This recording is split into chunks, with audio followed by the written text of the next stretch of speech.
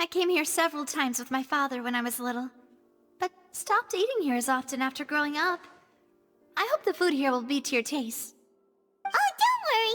We haven't eaten at a hotel like this in a while. Paimon's getting excited already.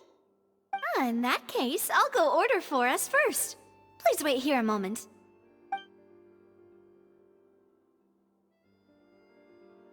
Ooh, everything looks so good. People in Fontaine sure know how to enjoy life.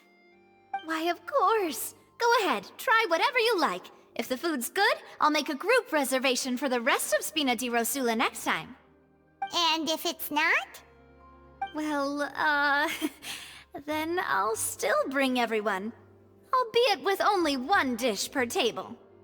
You, sure have your own way of doing things. Oh, we called this a farewell meal, but we could also treat it like a victory feast, right? We did just win that case after all. Oh, true. Very true. In that case, boss, we'll have another 2 dishes. Huh? Paimon didn't mean that you had to order even more food.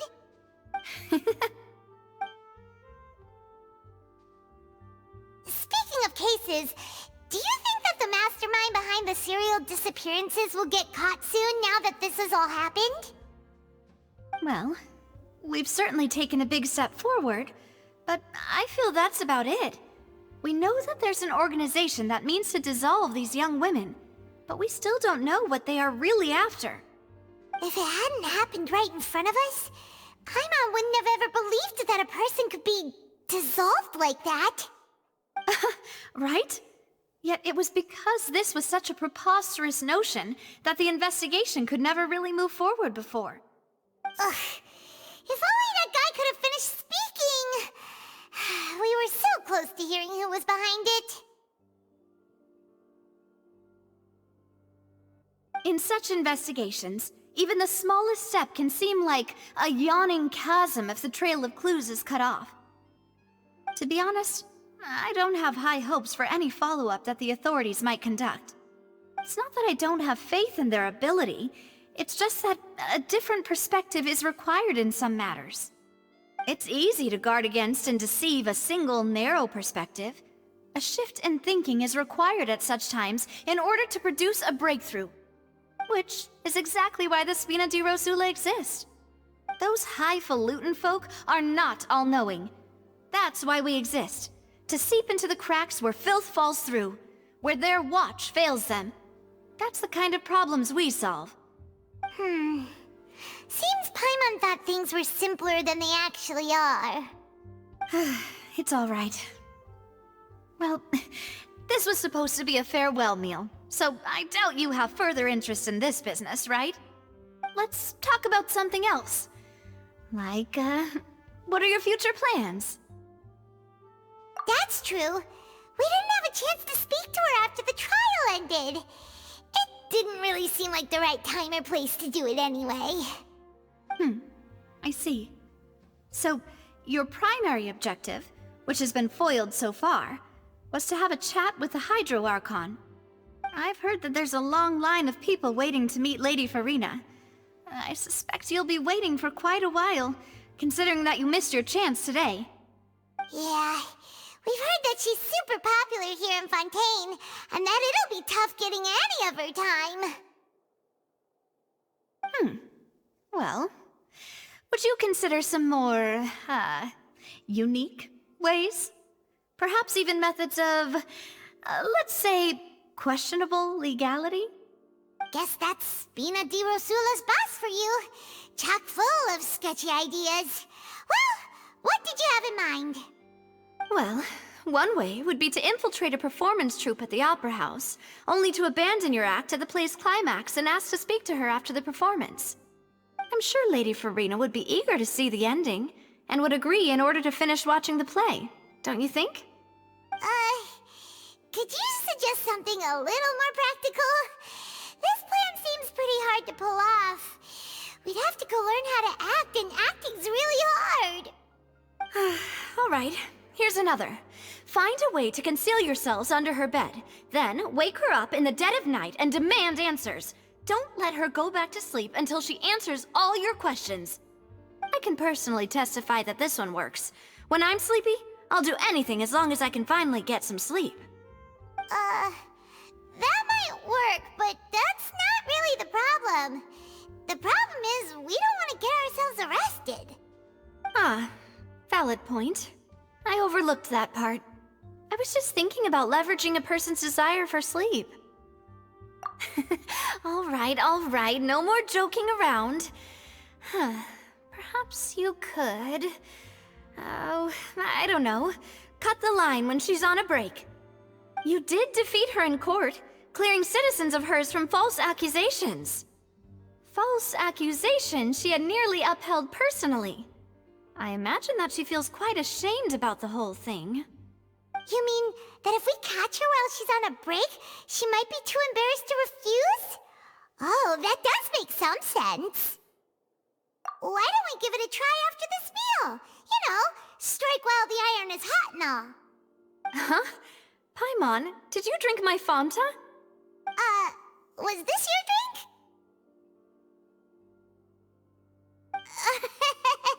Sorry about that. Paimon wasn't really paying attention and the cup was right next to Paimon. Would you like to order another? No, it's fine. We're just about done here. Alright. Honestly, Paimon wouldn't recommend Fanta anyway. It tastes kind of salty and icky. Is that so? Huh. Well, in that case, we'll have to blacklist the Fanta here then. If we're all finished eating, then I'll go pay. Yeah, we're stuffed. Thanks for the treat, Navia. Oh, so full. Paimon can barely float anymore. Nah, that would be so... normal. You know, like you. Okay. As for expenses this month, we're left with... Hey, Navia! What are you doing over there?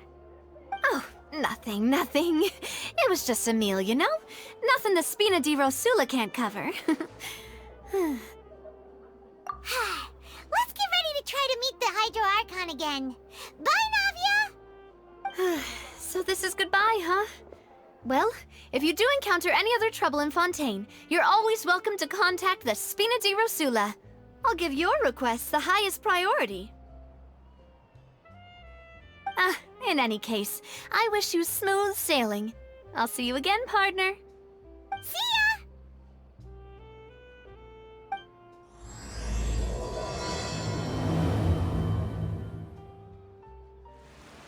There aren't many people around anymore. Looks like that boat we took to Araneas might have been the last one. Vache. Looks like we're back here again. Huh? Traveler? Are you hearing voices again? Ugh. That's kinda spooky. Are you sure we don't want to come back in the morning? Vache? Vache. Hey, why are you still walking towards it? There might be something nasty in the water. Huh? Hang on. Paimon can kinda hear a voice. It's calling for Vache, right? Hey, Traveler? Stop walking! Come on, wake up!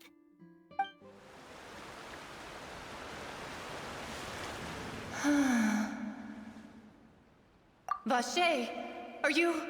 my dear Vache? No, wait. You seem to be someone else. Do you know Vache? Do you know where my love is? Wait. Who am I? I'm very sorry. I fear I do not know. My memories feel like they have been washed away like a flood. So many fragments dissolved amidst the tide, never to be recovered. How much have I lost? How many things that I once held dear while on land Have I since forgotten? Yes, that is what I was once. But now, I am but the consciousness of one who is lost, therefore. I do not know how I came to be like this either. I only vaguely remember being covered in light blue water, and then all grew dim. I also remember going to many places. I loved adventure, loved exploring places of peril. No matter where I went, Vacher would go with me. I knew how dearly he loved me, and I also loved him equally as much. But now, we can no longer go back. The pain of such parting, I never knew how heavy it could be. No, our reunion no longer has any meaning. There is no way for us to create any new memories. The thought of me gives him no succor, so let it lie forgotten beneath the waters.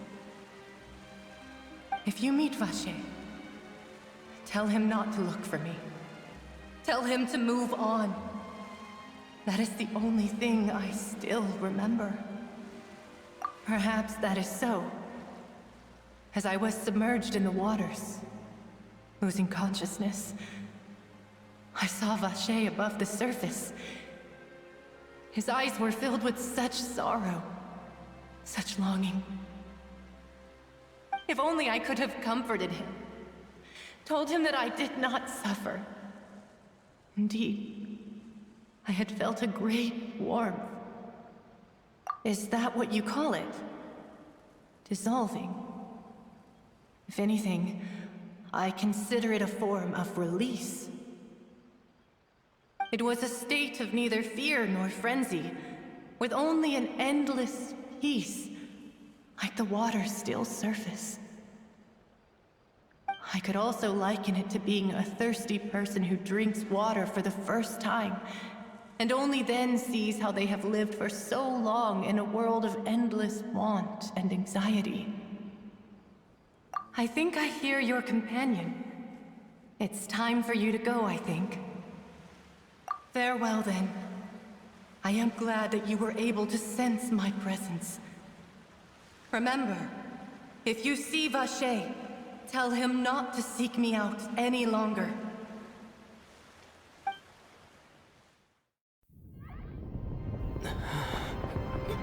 Wake up! Come on, hurry! Navi is outnumbered!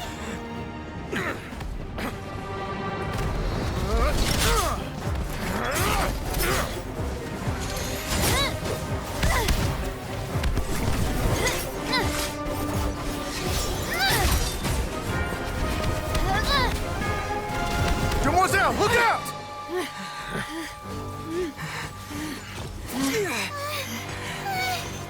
Dear God, it's a whole army of Gardamex.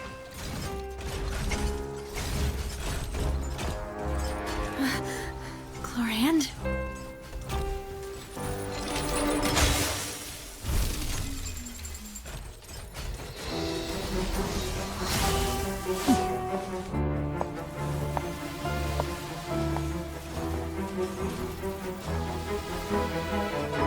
Quick, now's our chance!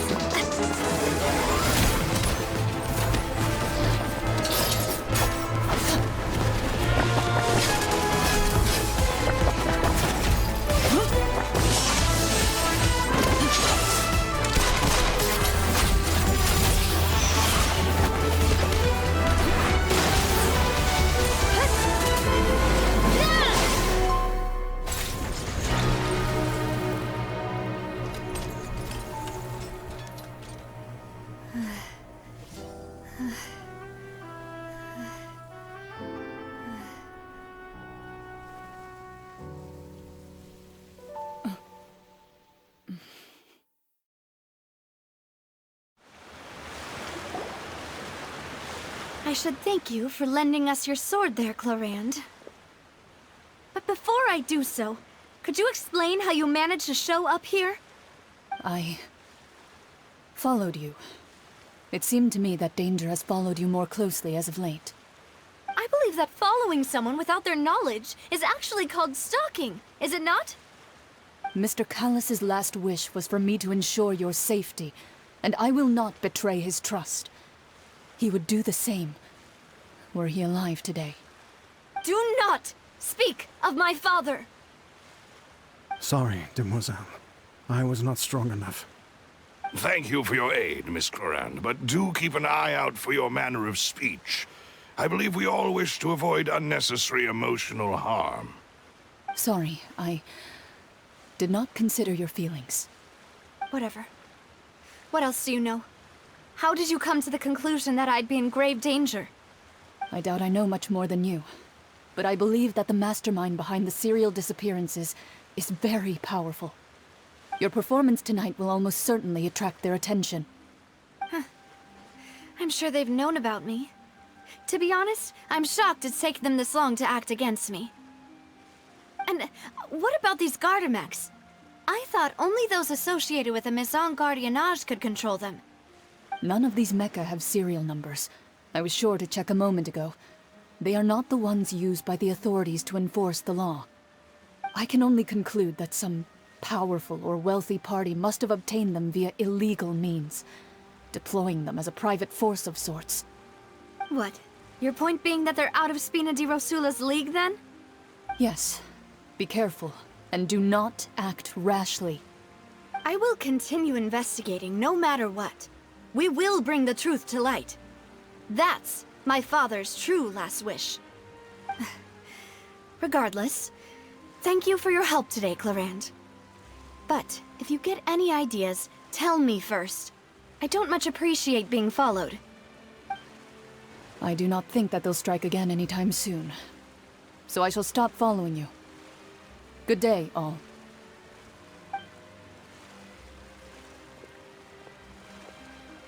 Right.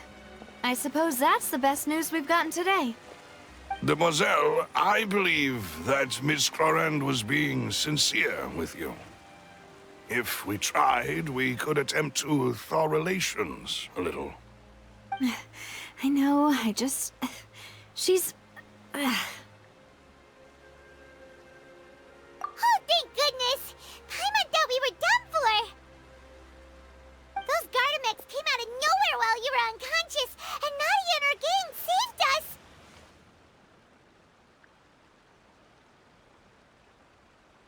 Oh, and there was that champion duelist named Clorinde who came out to save us too! We got lucky there. Paimon probably couldn't have fought them off otherwise. Oh, come now. Forget all that polite talk. That wasn't really a farewell meal we had back there. Not for me, anyway. In truth, I hope that every meal we have together shall be a victory feast. As such, we're still partners. There's no need to thank me. It will take 50 years for me to match Demoiselle's magnanimity. If it were me, I would have joined the Spina di Rosula on account of her goodwill long ago.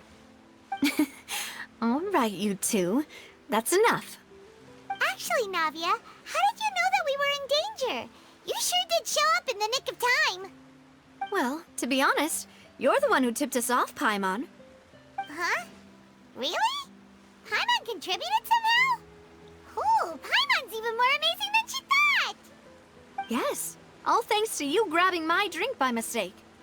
How did that help? After we parted ways, I was on the way back to one of our bases when I suddenly thought of what you said. That the Fanta tasted kind of salty and icky. Fanta only comes in sweet flavors, so how could it have tasted salty? The color of the drink, if I recall, had also been a bit off. So the Fanta had been spiked with water from the primordial sea? Yes. So, if you hadn't drunk that cup for me...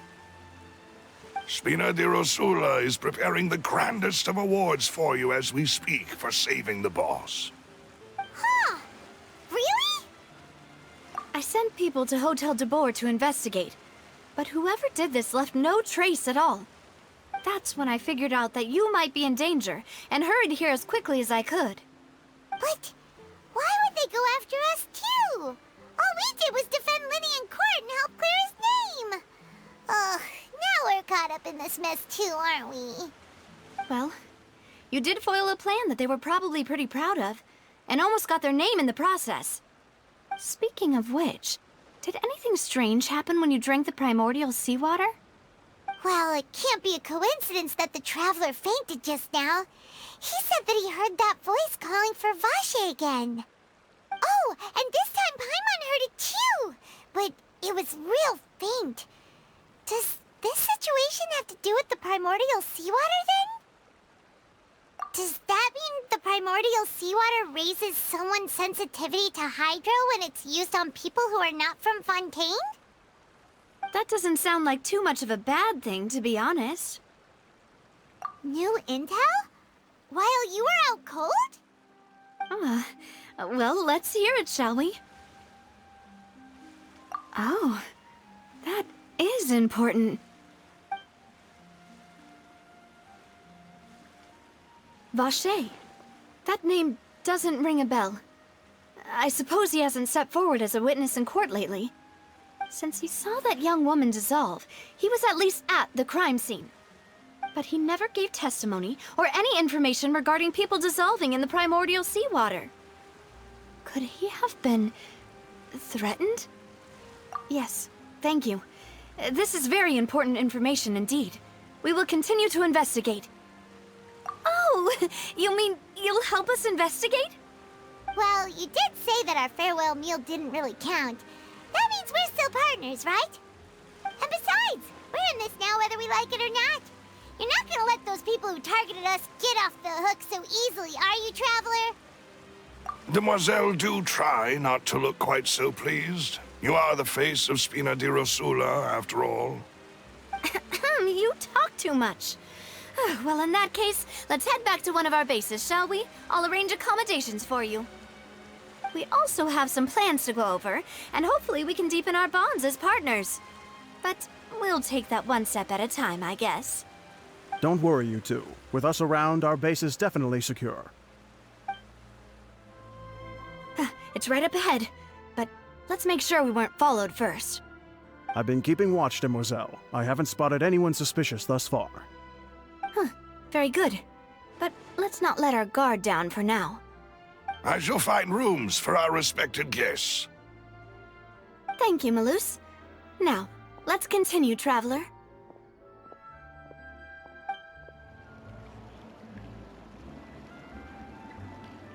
So, this is your base? It's not quite what Paimon imagined.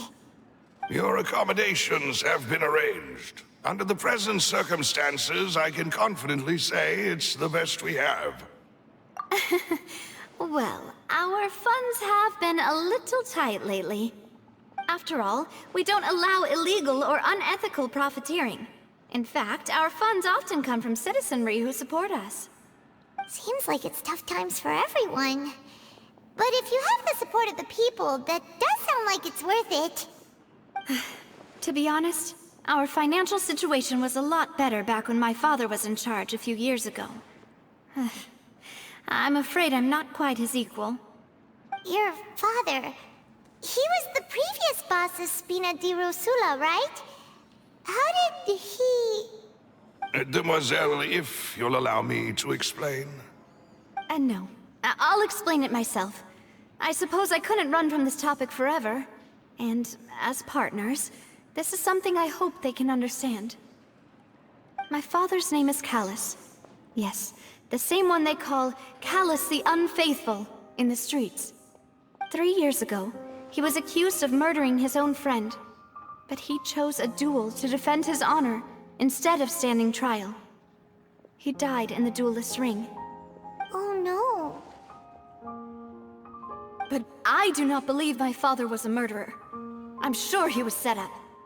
At the time, I believed that if he only stood trial and was duly investigated, something amiss would crop up and prove his innocence. But strangely, he not only requested the duel himself, but rumor has it that even after being seriously injured, to the point where he could be deemed as having lost the duel, he refused to surrender. determined to die in the arena.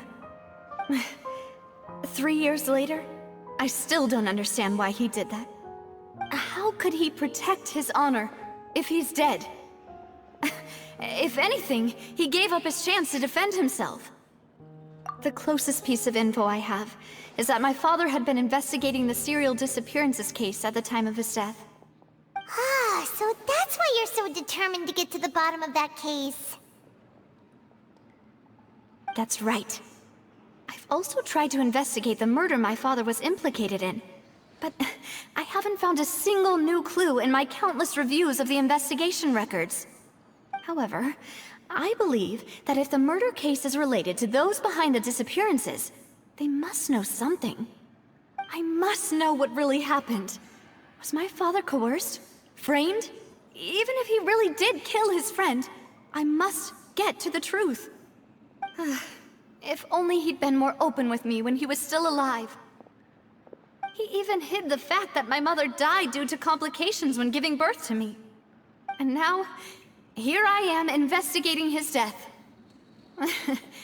You really are a handful, aren't you, Papa? Demoiselle, please, if there is anything I can do, anything at all. I also will never believe that Master Callus murdered anyone. There are none whom I respect more than the two of you, Demoiselle. Master Callus did so much good in life, yet all it took was one murder case for him to be dubbed Callus the Unfaithful. Even our supporters decreased greatly due to that incident, hence our strained finances at present. Wait, if Callus was such a good man, wouldn't people at least be a little suspicious when he was accused? No. Perhaps people just revel in that kind of drama. It's not something exclusive to people from Fontaine, really. Everyone's like that. People love watching the evil turn over a new leaf, but they also enjoy watching good people fall into an abyss from one slip-up just as much. But how could... never mind. If Callus was really falsely accused, we have to find the truth. He didn't deserve to have that happen to him. There is one other thing. Master Callus's opponent in the duel was Ms. Clorand. Oh, her? Well, then, isn't that as good as saying that she was the one who killed him? Yeah, that's not the sort of thing that you can just let go and move on from. Ms. Clorand has always placed great emphasis on the honorable nature of the duel. If her opponent doesn't yield, she will not stop either.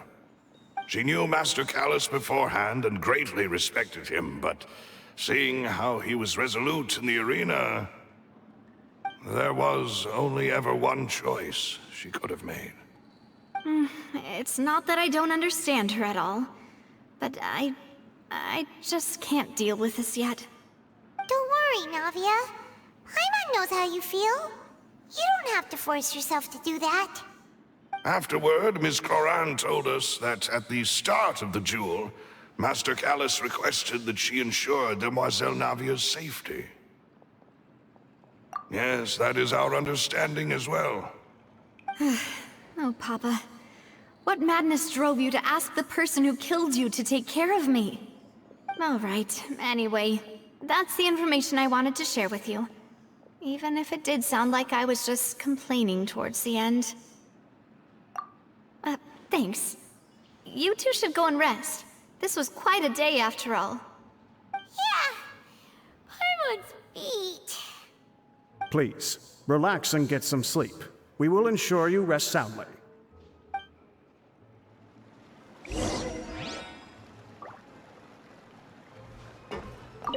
Whether it be responsibility for Spina di Rosula or Master Callus's death, it all landed on Demoiselle's shoulders so suddenly. This won't do.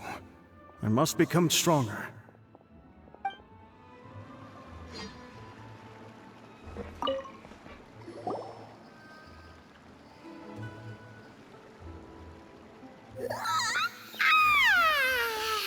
Paimon slept so well.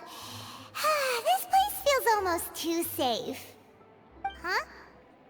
Navia? Where did the other two go? I sent them back to Poisson. It's Spina de Rosula's place of origin, and where we have our headquarters. There's not much for them to do here at the moment. Paimon gets the feeling that you're just trying to get them off your back. But never mind that. When did you get back? Were you waiting here the whole time? No, I just returned after going out for a while. I did some investigating yesterday regarding the name Vache. Wait, so you didn't sleep at all? How could I after having such critical new evidence appear? Guess Paimon wasn't speaking for everyone just now, huh? Unfortunately, this name seems to have been wiped from existence. It doesn't seem to have a match anywhere. I suspect that those behind this have already taken steps to hinder an investigation from this angle. But that does prove that this Vache person is a key witness in the incident. Does that mean we're too late, though? No. There is one ray of hope. One place in Fontaine that they would find almost impossible to threaten, no matter how much they wanted to. And that is the archives kept by Chief Justice Neuvillette. A place where detailed files on all the cases in recent years are kept. If the Oceanette you met is one of the young women who went missing recently, we should be able to find some related information there.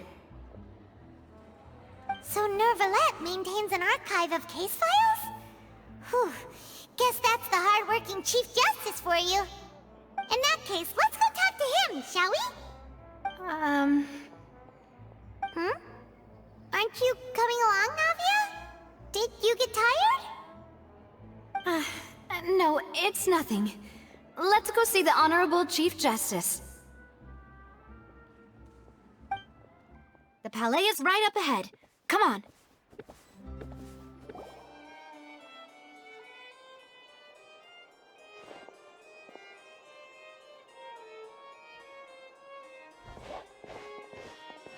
Halt! Please state your business here. The Chief Justice is presently occupied with official matters. Huh. This place does look pretty heavily guarded. Guess that proves that Neuvillette's files are really secure. Hey, don't you recognize us? Huh? Who are you? Just to be clear, I don't care who you are or who you might be related to. Our rules make no exceptions. See? They've got great discipline, too. Yep. Paimon can tell. If you're here just to crack jokes, I can point you towards the exit. Unlike some, we're busy, so please leave if you don't have a reason to be here. No. What I meant to say is, shouldn't you remember us from a few days ago? We were at the trial of the great magician Linny. Oh, yes, I remember. I read about it in the Steambird. You must be Linny's attorneys. It's all coming back to me now. We're here today to report and archive some information on a follow-up case. Huh, is that even a thing? Of course. Don't worry. We're here on official business. You can trust us. All right then, I'll let you through. The Chief Justice is just inside. Thanks so much.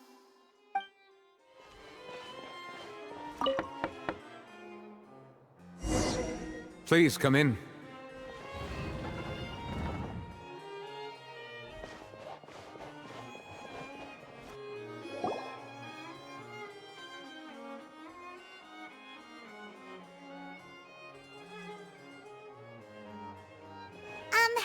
Sorry to barge in, Monsieur Neuvillette. We only lied to get in because we didn't know any other way. It's all right. Please let me know how I may be of assistance to you. So you're not mad at us? We're looking for a man called Vache. He may have been an eyewitness in the serial disappearances case. If we can find him, we may be able to unearth some key information on the case.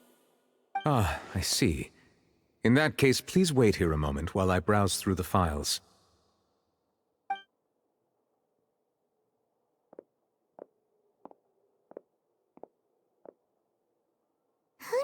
that Neuvillette would be so easy to talk to.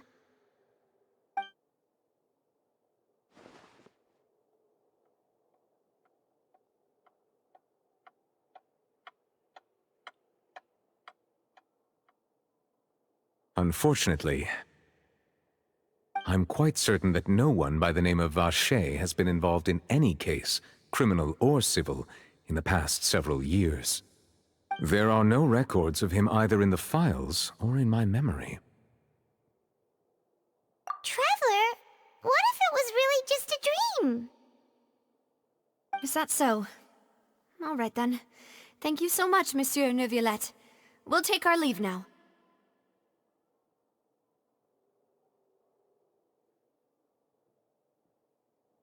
Ahem.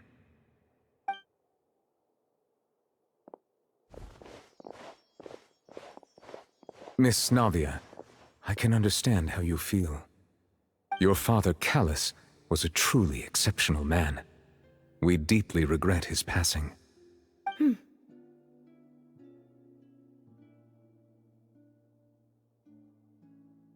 And what are you trying to say, Monsieur Neuvillette? Are you trying to console me? Extend your sympathy? Or just express some tendril of regret? No. You are not trying to do any of that. I can hear it in your voice. There's no emotion behind your words. You only said those things because you felt like you should.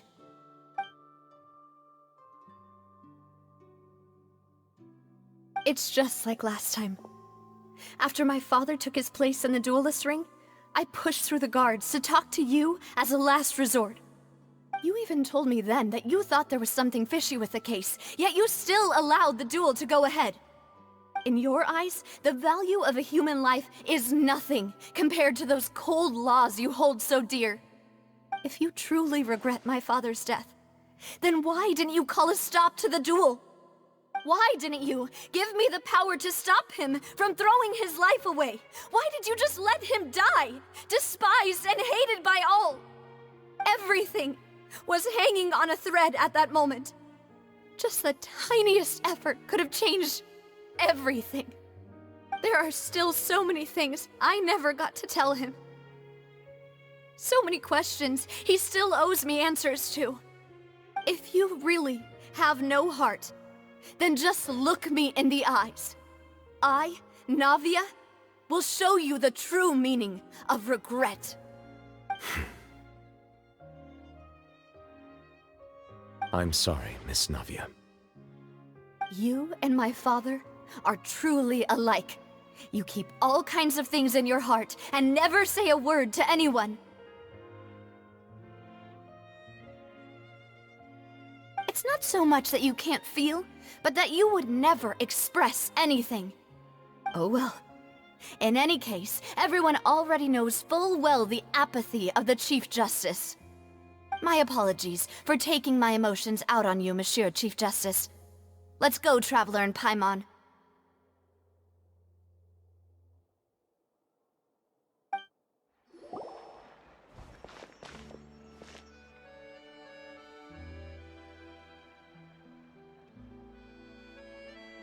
Navia, are you okay? I'm fine. Rain. It's raining. You're right. Wasn't it still sunny when we went into the building? And there shouldn't be any active trials today. How strange. Now that I think of it, on the day my father was convicted of murder, it was also raining. What is it? Did you think of something? Yeah, he was outside. It was uncovered and the rain could fall there. Why?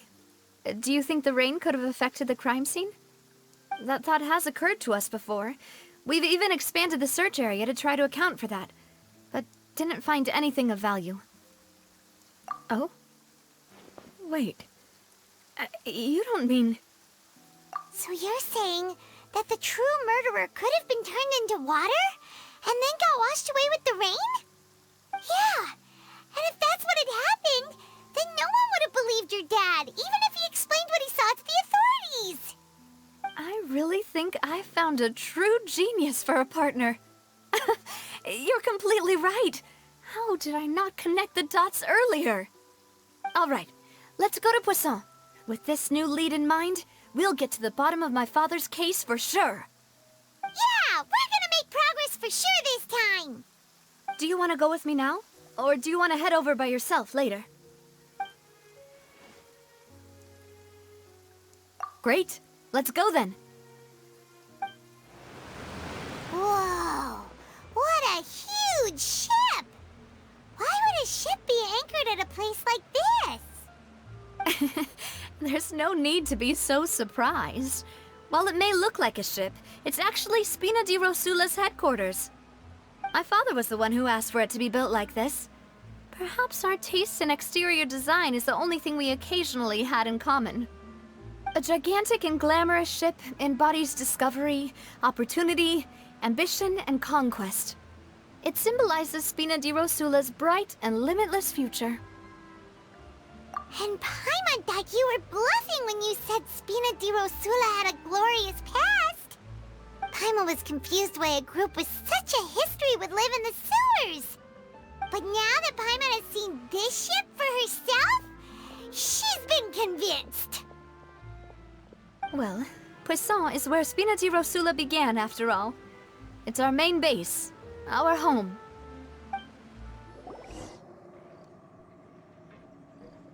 Melus, we're back! Apologies for the wait, demoiselle, and our most important partners. You said before that you still had some business at the court.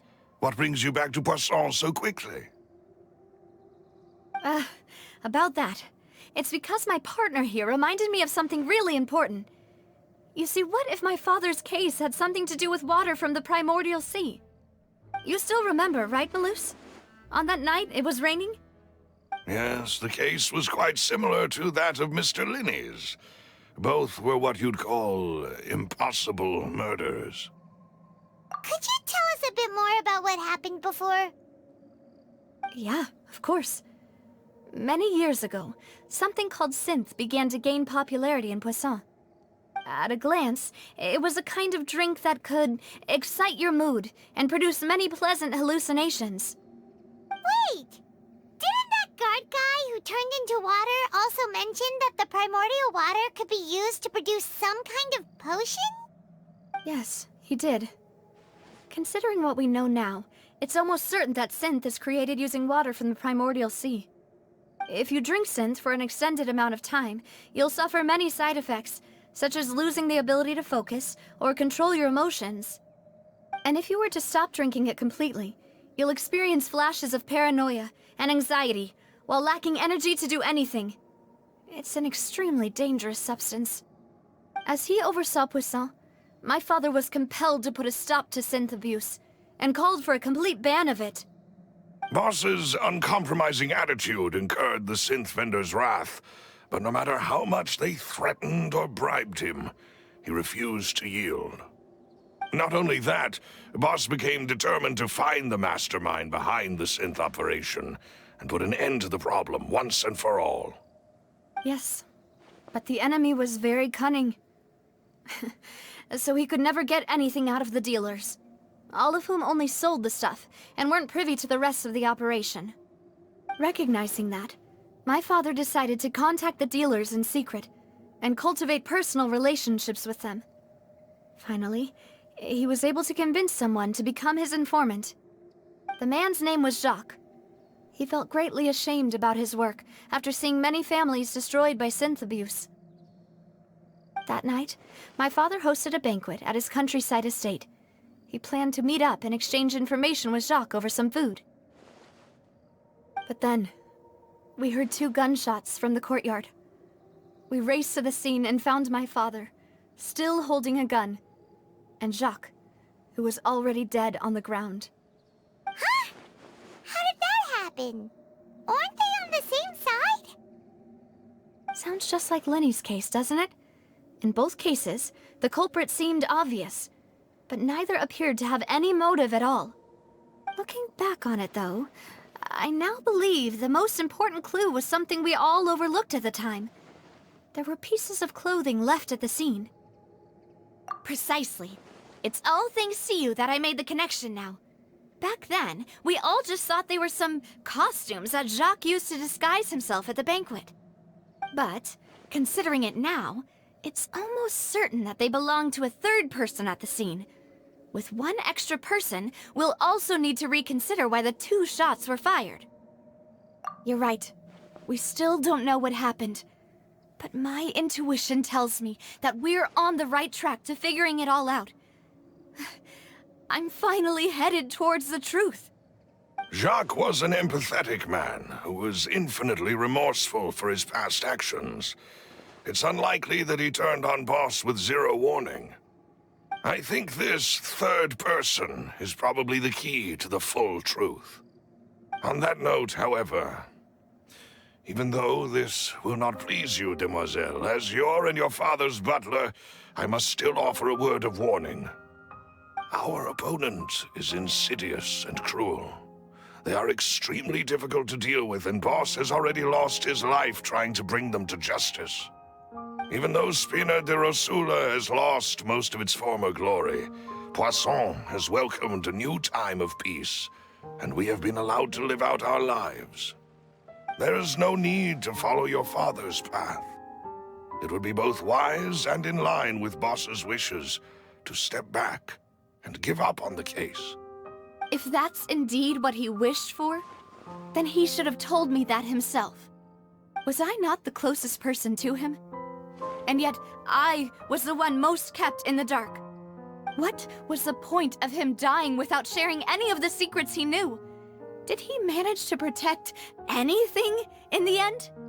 Synth is still here. Callus the Unfaithful is still his epithet. And Spina di Rosula is barely getting by. Nothing has changed. Did he think I'd just accept his meaningless death and live out my life just as meaninglessly? I've never accepted that, ever. Not since that day, and certainly not now. I want to find out the real answer for everyone's sake. For the missing girls, for the victims, and for myself. Navia. This is indeed the best moment to act. Your partner appears to be quite reliable, and more importantly, demoiselle, I think you're also ready to take this on. So you do know something else, Malouse? Yes, I do. In fact, even before that banquet, Boss already knew of the connection between Synth and the serial disappearances case. But what drove all the tensions to the boiling point was the revelation that you, demoiselle, had been selected as the next target to disappear. What? Boss also didn't tell you that he had been diagnosed with a rare illness. The doctors told him that he had no more than 5 years left to live. And the serial disappearances case caused him great anxiety. 5 years was nowhere near enough time to resolve this long-standing conflict. But once he passed away, all the danger would pass on to you. Knowing all of this, he decided to use one final intimidation tactic before his death. He claimed to have already gotten his hands on some key incriminating evidence for the other side, and even told some members of Spina di Rosula about the details. But as long as you remained safe, he would not share the evidence with the public. If something were to happen to you, then he and all those he told would immediately expose all they knew about Synth and the disappeared victims. Right, so nobody would be able to get off scot-free. As we've seen, Boss's tactic has worked. Even though Boss has been gone for a long time, the other side has not tried to take Demoiselle's life. No, I don't believe it. He never appeared to look sick to me. No father wants their daughter to see them weak and haggard, especially someone as proud as Boss. To him, dying in a duel and suffering lasting dishonor as the Unfaithful were still far preferable than losing face in front of his daughter. So he chose to die in silence, so that he could protect me. I'm afraid you're not understanding this correctly, demoiselle. What Boss wanted to hand to you was not a parasol, but a sword. If Boss's spirit could hear you telling me that you want to find the answer for the sake of everyone involved, I'm sure he'd be extremely proud. That fool. Couldn't he have just given it to me straight? No. He might have set up everything precisely because he never thought I'd be able to understand him. Is that the amount of confidence he had in me? And what if I was never able to make it to where I am now? Yeah. I suppose that's true. With the way he'd set things up, if I had wanted, I could have just lived out my life without a care in the world. But thankfully, he rarely talked to me about complex matters, and thus understood little of me as a person. In this case, he really didn't need to give me an easy way out. Malus, what was the key evidence that he shared with you? It's the location where synth is produced. Essentially, it's the enemy's headquarters. When he was threatening the enemy, Boss didn't share the specifics of the incriminating evidence he found. But if you want to use it against the enemy, you'll still have to take several things into consideration. Why? If we know where the place is, can't we just go storming in? You mustn't forget that we're fighting against a mysterious and dangerous organization that's been in operation for decades. There's no telling what might be lying in wait at their headquarters.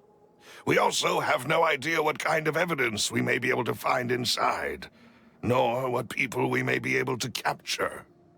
But a single visit to their headquarters would be tantamount to a formal declaration of war. The worst case would be that we leave empty-handed, but also open ourselves up to full retaliation. Then, in that case, why not work with the Fontaine authorities? Well, you saw one of them dissolve during Mr. Linney's case. We have no idea just how thoroughly they may have been infiltrated. Huh. That's true. Seems my father really had no choice. But things are different now. It should be a lot easier to prove the other side's guilt, now that we've connected Synth with the disappearances case. You sound like you've put a lot of thought into this, Malus. I am the butler, after all. I live but to serve the boss and Demoiselle's will. I've always been willing to take on any kind of risk for your sake. But considering my relative lack of ability, I've spent my time keeping secrets, performing basic investigations, and waiting for the right time to come. Thank you for all of that, Malus. Have you discovered anything new in the past few years? Let me think. One conclusion I came to was that the enemy must be quite familiar with Spina di Rosula, or at least have an informant planted here. When I announced orders to the organization's members on Demoiselle's behalf, I used to deliberately keep a few people in the dark and observe the reactions of the synth vendors.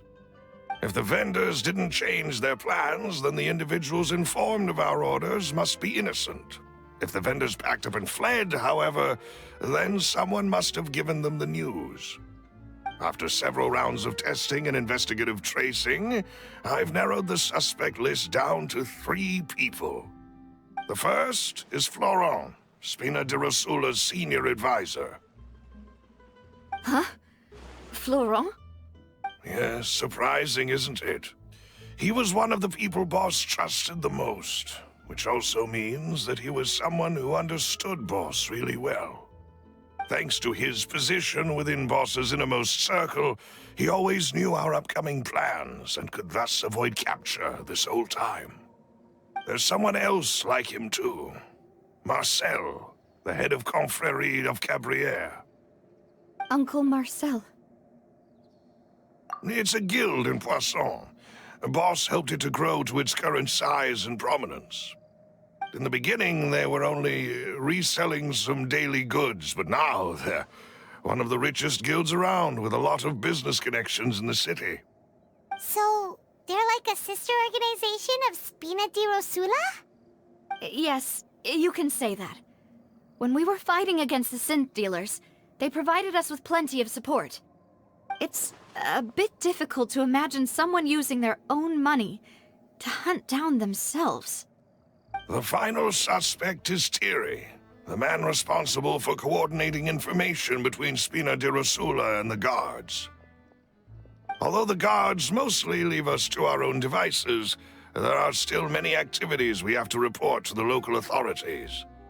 Since Thierry is always in the know about our current activities, he could theoretically always plan one step ahead. I see. These are all people who I communicate with quite regularly. To think that the enemy we've been fighting against has been right next to me all along, among those I trust the most. It's almost too hard to believe. If you want to investigate them, please take every precaution to not alert the quarry. Judging from our experience, the enemy is extremely cautious. Of course. And thank you, Malus. You've provided us with a lot of great information. You're too kind, my lady. I'm just doing my duty. And before I forget, proving Boss's innocence would also mean clearing him of blame in Jacques' death. After that incident, Jacques' wife and daughter were taken into the Spina's care. They still live in Poisson today. If it might help, you could also pay them a visit. I can make the necessary arrangements. Oh, thank you so much, Malus. You really are the best. A new case awaits, my dear partner. I hope we can work together to uncover the truth and end this case once and for all.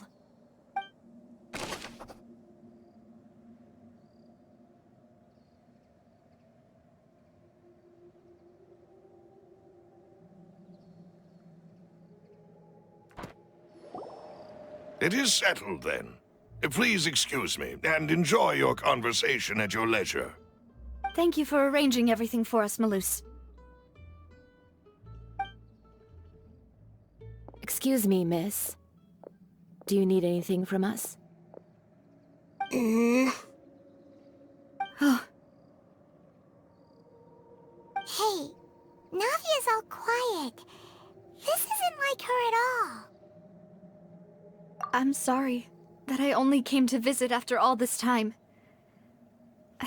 After what happened, I didn't know how I was supposed to face the two of you. Ah, if it's about that, there's no need to apologize. After my husband died, Spina di Rosula sent us a lot of mora and support. I understood your guilt and apology to be genuine. But aren't all of those things nothing compared to the loss of Jacques?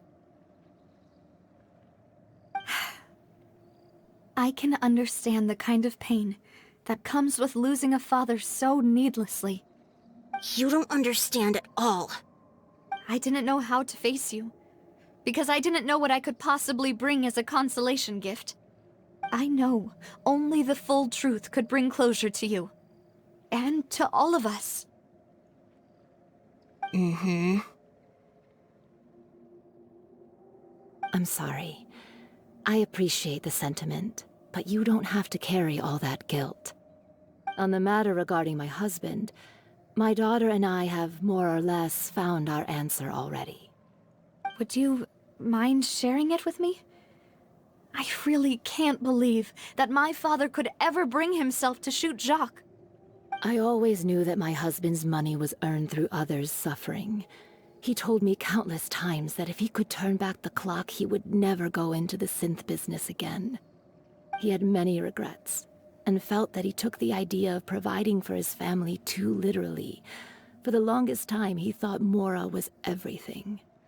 So when Mr. Callis came to him with a proposal, he accepted it almost immediately. He tried to be as careful as he could, but even so, he was still found out by the higher-ups. They found out about his betrayal? Papa didn't say that exactly, but Papa did tell me that I should never be ungrateful. Before he left that day, he told me that he had no choice. It was only later that I realized it was his final farewell to the two of us. I don't know that for sure, but you could say that's the conclusion I eventually came to. Which is why I'm the one who should feel guilty. Callus had always taken great care of us, both when he was still alive and after he passed away. Even if he fired the shot that killed my husband, it was likely in self-defense. It is impossible for me to hate him for what he had done. But Mama, why is Papa still the bad guy if he did the right thing? Papa always wanted to be a good man, so why did he have to do a bad thing in the end? Well, things aren't always as they seem. You still feel like your papa was a good man, right? Yeah, Papa was a really good man. The best in the whole world. Then you should hold on to that. If a good man had to do a bad thing, then he must have had his reasons. Regardless of whether he left you a parasol or a sword. He must have done so to give you a better life. Oh. Thank you for everything you've told me. I will definitely find the truth. The current state of things is not something I'm willing to just sit back and accept. Thank you. I'm very grateful to hear this from you.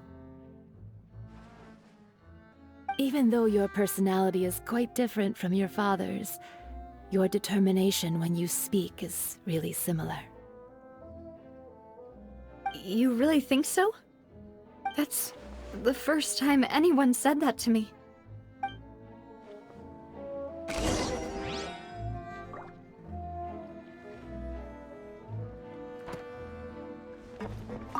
I'll leave my husband's case to you. Thank you, Miss Spina, and Miss Spina's friend. Are you okay, Navia? I'm fine. Don't worry. Let's investigate the 3 suspects next. Florence should be nearby, and we should be able to find Thierry and Uncle Marcel in the city. I'll get myself together on the way, so please don't worry. Greetings, boss. How may I be of assistance today? I'm sure you've heard about what happened at the Opera House. Someone got turned into water right in front of us. Yeah, I've heard. With something that dramatic, I'm sure journalists will milk it for all it's worth. And it'll be all the talk for the next several weeks. It also reminded me, on the day that the incident happened with my father, it was raining outside, and we found some clothes left at the scene. After my partner here put the dots together for me, I feel like we should try to reopen his case. Can you do me a favor and try to recall what happened that night? Let me think. Mr. Callus was feeling pretty upbeat that day.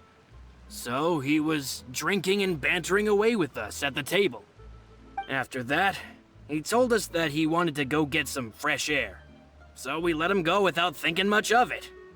Who knew that we would hear 2 gunshots ring out right after? My first reaction was that Mr. Callus's life was in danger. So I grabbed my holster and made a mad dash toward the scene. But when I got there, it was already too late. Mr. Callus was standing over a dead body with a gun in his hands. All we could do was look back and forth at each other, not knowing what to say. So you also remember 2 gunshots then? Indeed. The guard said that the first shot didn't hit anyone, while the second killed Jacques. But I've never really bought that explanation. Reason being, Mr. Callus had left his gun on the table. I even made sure to confirm that before running to the scene. But according to the guards, that doesn't mean he couldn't have had other guns on his person. About the clothes left at the scene that you mentioned. Do you think there was a third person there who was turned into water? At least from our perspective, my father had no reason to kill. so he would also have no reason to bring an extra gun with him. The gun he was holding probably belonged to Jacques, or a third person on the scene. Yeah, that makes a lot of sense. So you're saying Mr. Callus ended up with the gun because he seized it from one of the other guys? But hold on. If that's what had happened, then why didn't he share the truth with any of us? He didn't even want to face the Oratrice machine, and chose instead to prove his honor in a duel. Did he lose all faith in the courts after seeing someone dissolve right in front of his eyes? About that, Malus told me a thing or two. So, I think I can understand why he committed to the duel.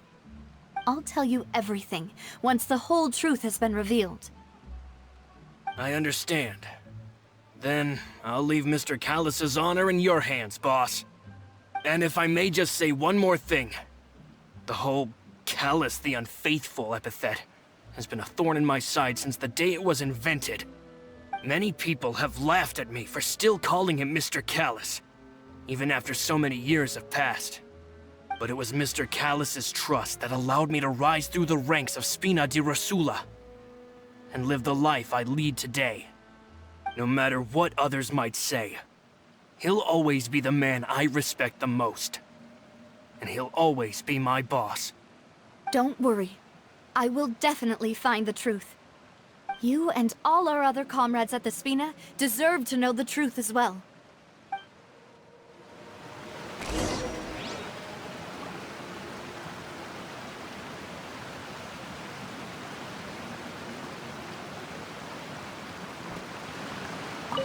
My apologies, boss, for that last sentimental bit. It's just... many years have passed while I've held my tongue. It's not often that I get to share my true feelings with others. Hey, Thierry! It's me! Oh, now, what brings you here, Miss Navia? I've heard that you made quite the name for yourself at the Opera House. Oh, so you've got news of that already. Oh, okay. Hey, I'm also a member of the Guards, you know. The way you make it sound, people would think I was sent off to Poisson because I had done something wrong. Are you sure there isn't a little bit of truth in that? Under normal circumstances, shouldn't you have been called back to the city already? I mean, where I work is really up to me. Let's just say I enjoy the ambiance of Poisson.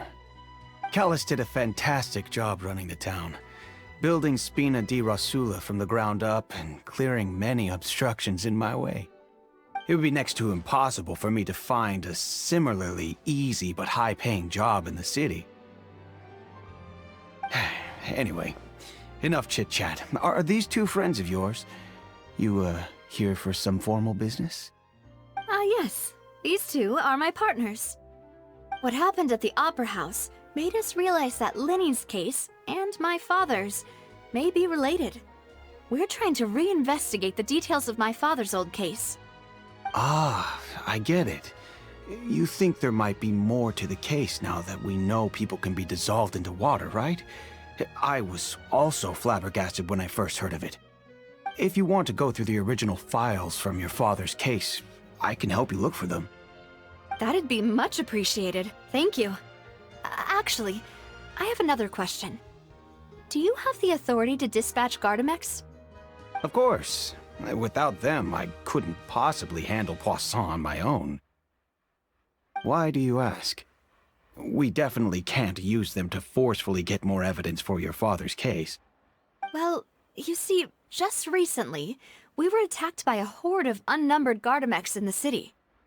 So, if you hypothetically wanted to do something against me, all you would need to do is get rid of the mecha serial numbers and send them after me. Then you think too highly of my abilities. Dispatching mecha is very different from controlling them. If I had to make an analogy, when you order a dish, the chef will make it for you. You can ask the chef to cook, but not to massage your shoulders or carry your baggage.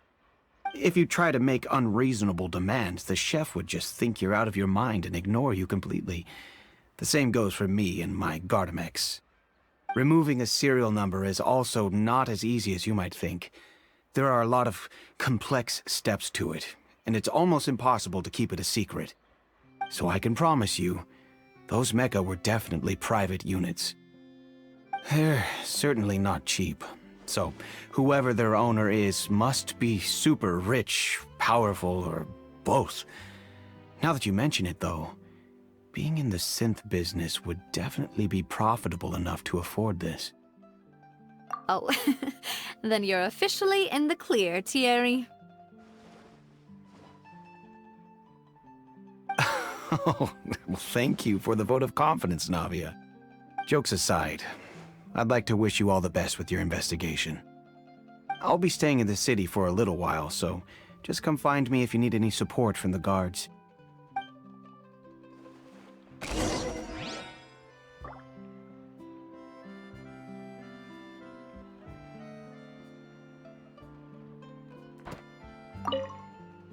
I'll see what I can do for you in Spina di Rosula when it comes to guard stuff, but don't go advertising it to everyone else.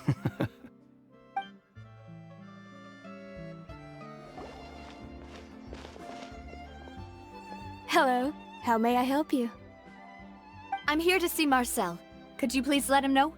You can just say Navia's looking for him. Sure. I will let him know right away.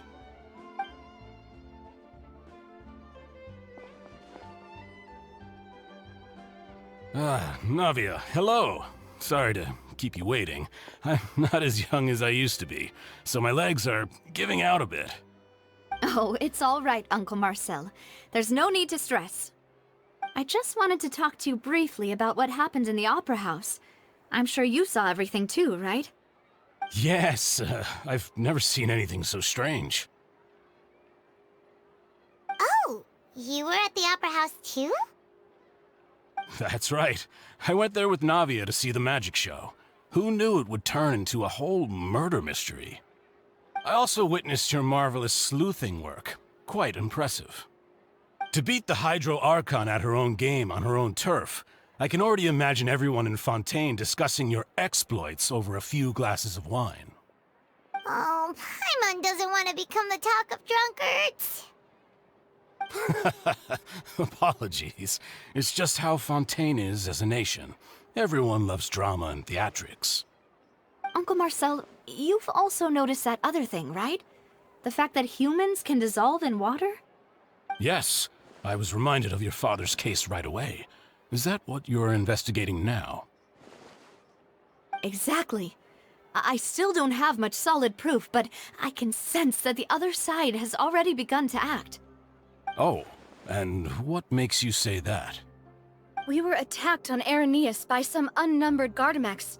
And there was also an attempt to get me to drink water from the primordial sea. If not for the vigilance of my partner, I probably wouldn't even be here talking to you right now. Oh, you're giving us too much credit. Wasn't it you who protected us? Alas, it seems things are heating up again. The peace that Callus sought so dearly will soon become a thing of the past. But rest assured, Navia, Poisson will always remain a safe haven for you. If you're scared, you can always return there. If anyone dares to lay their hands on you there, the Confrérie of Cabrières will use its funds to the last Mora to bring them to justice. Thank you, Uncle Marcel. But I don't intend to go into hiding. I'm going to strike while the iron's hot. Do you have any new thoughts on my father's case? About that. Sorry, my age is catching up with me, so it'll take me a while to recall my memory.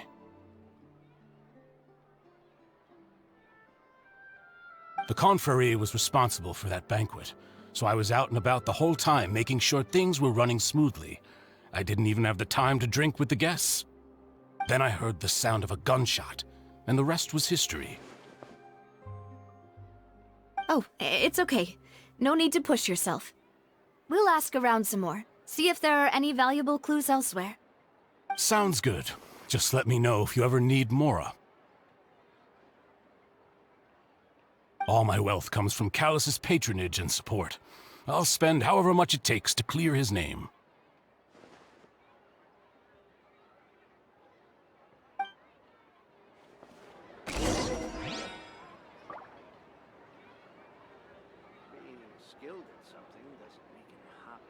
This can work. I'll just treat them as new samples. Ah, alas, why do these kinds of things happen to the kindest people?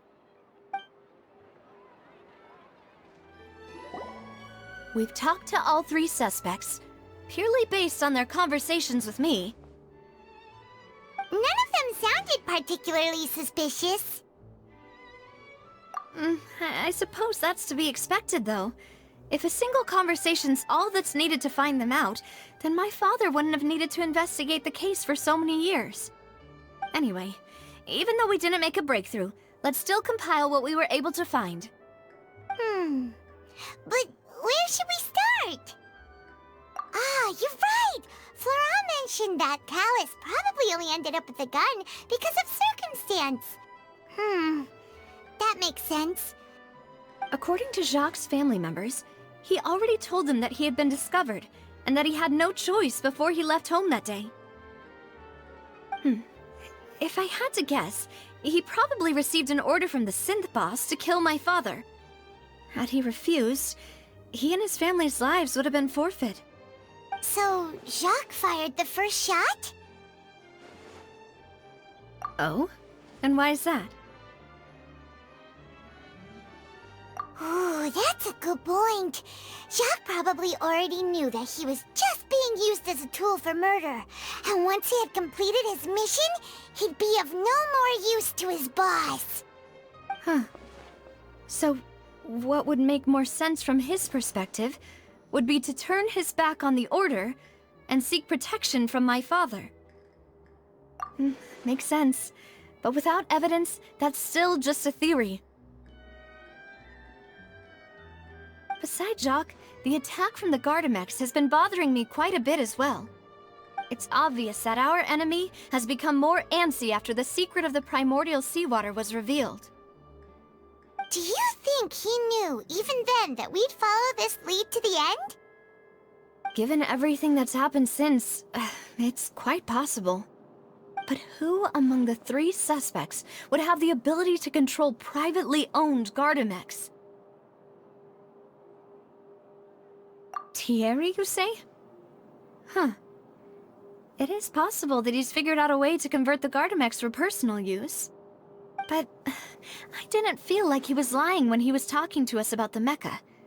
I also don't think he'd be able to keep that kind of tampering under wraps.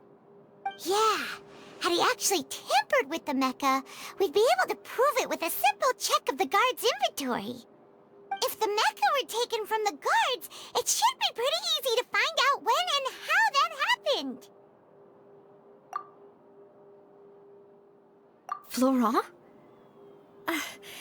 It is true that he was closest to my father, and thus had the best chance of learning about his dealings with Jacques. But as Spina di Rosula's advisor, his work mostly deals with personnel and security, so he shouldn't have much means when it comes to finances. So you're saying he's too broke to afford a mecha army? Exactly. He can't.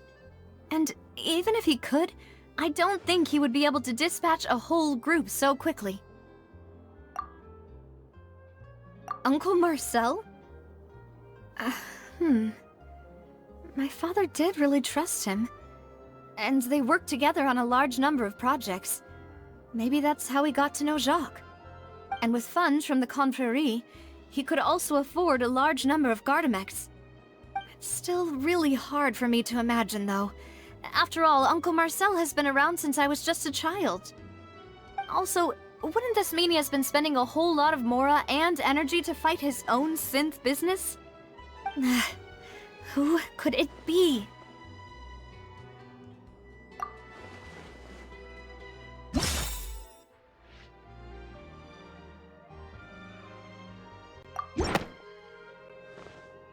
You know, if you think everything through, Uncle Marcel is indeed the most suspicious of them all.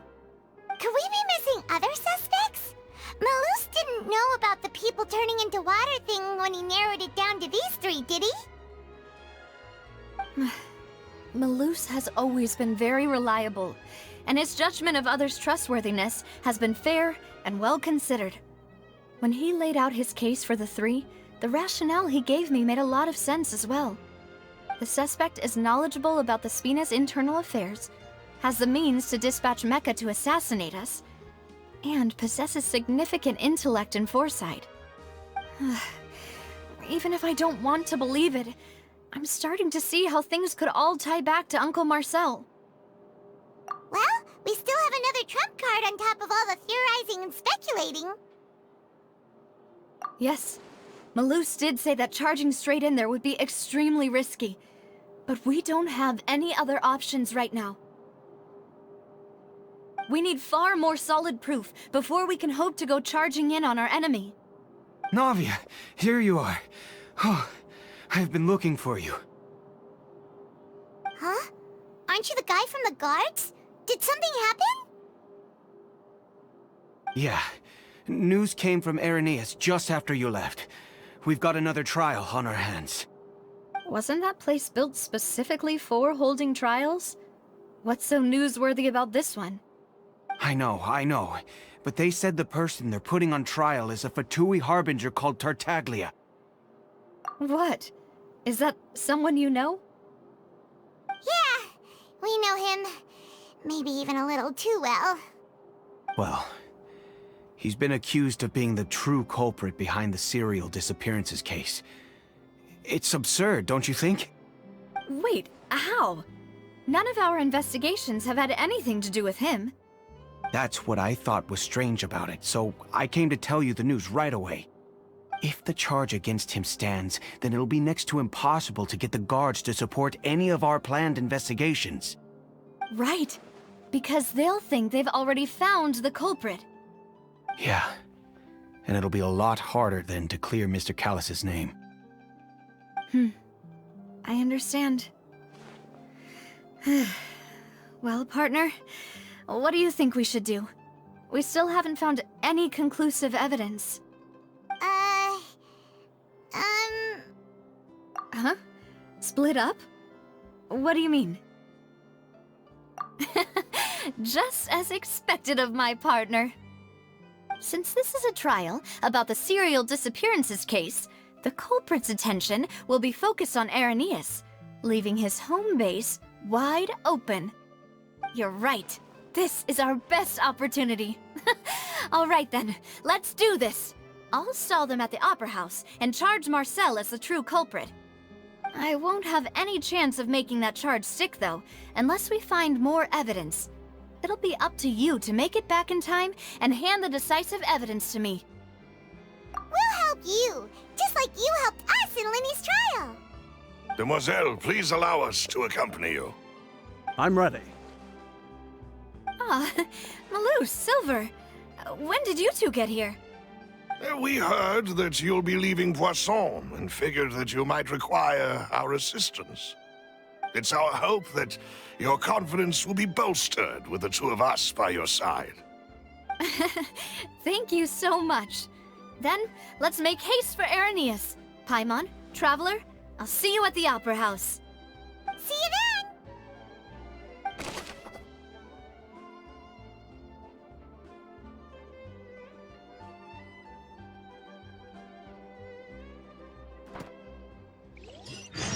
Now that Navia has set out for Irenaeus, we should also get going.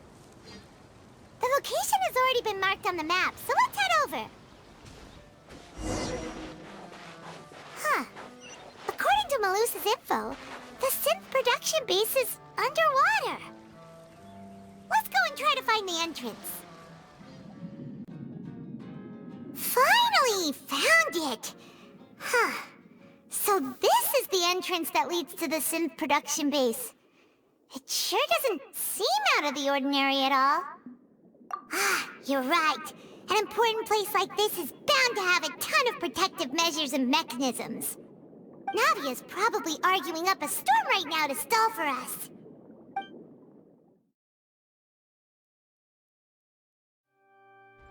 It would appear that I must repeat my question again, Mr. Tartaglia. Do you accept the charge that you are the true culprit behind the serial disappearances case? To be perfectly honest, I don't understand your country's complicated court system, or the reason why I'm being charged with something I've never even heard of. However, I did hear that people who have been charged can choose to participate in a duel to clear their name. Is that right? In which case, as long as I accept the charge, I can have an all-out fight with that champion duelist Clorend, right? I've got to admit, that's one of the most enticing offers I've ever received. When I privately sparred with her last time, she was obviously holding back. Real disappointing. Hey! Don't you understand? You're currently the prime suspect for a major case. This isn't the place for you to be looking for fights. Oh? Sounds like the Hydro Archon wants to lecture me on the ways of the Opera House. Then why don't you duel me too? I'm the kind of student that learns best in the heat of battle. No. That's not what I meant. Alas, it would appear that communication with the defendant is going poorly, and we have made very little progress. In that case, let me explain everything from the very beginning again. The goal of this trial is to determine the culprit behind the serial disappearances case. That case had nothing to do with him. You've got the wrong man. Huh? What's going on?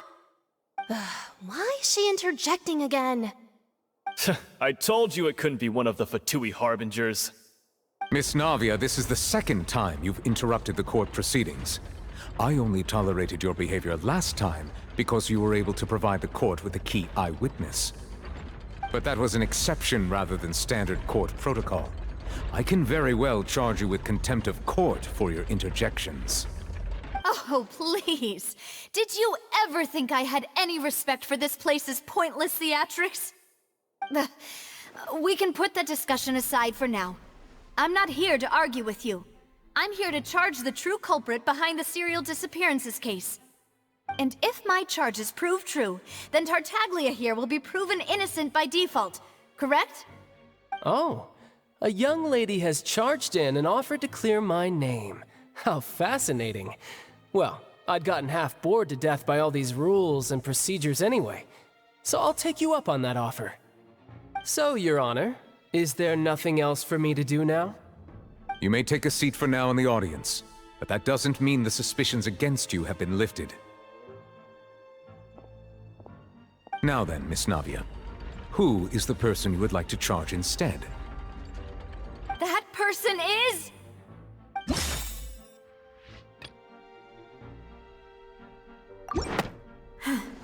Something's not right. Let me think for a little while longer.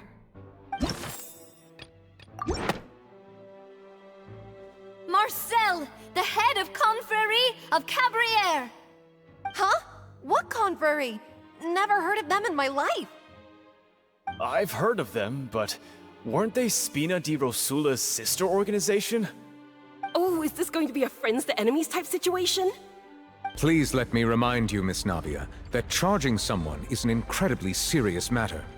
Committing to the charge also means taking on the legal responsibilities associated with it. And if the charge fails, depending on the circumstances, you may also be charged with the crime of making a false accusation. Knowing this, do you still wish to charge this man? Yes, I do. In that case, I declare the charge to be valid. Miss Navia and attorneys, please take your places on the court. Members of the guards, please contact Mr. Marcel right away so that he may stand trial.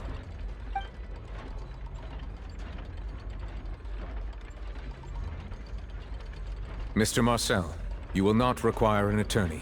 Is that correct? Apologies. It all just happened so quickly. I still haven't figured out what's going on. I think an attorney won't be necessary.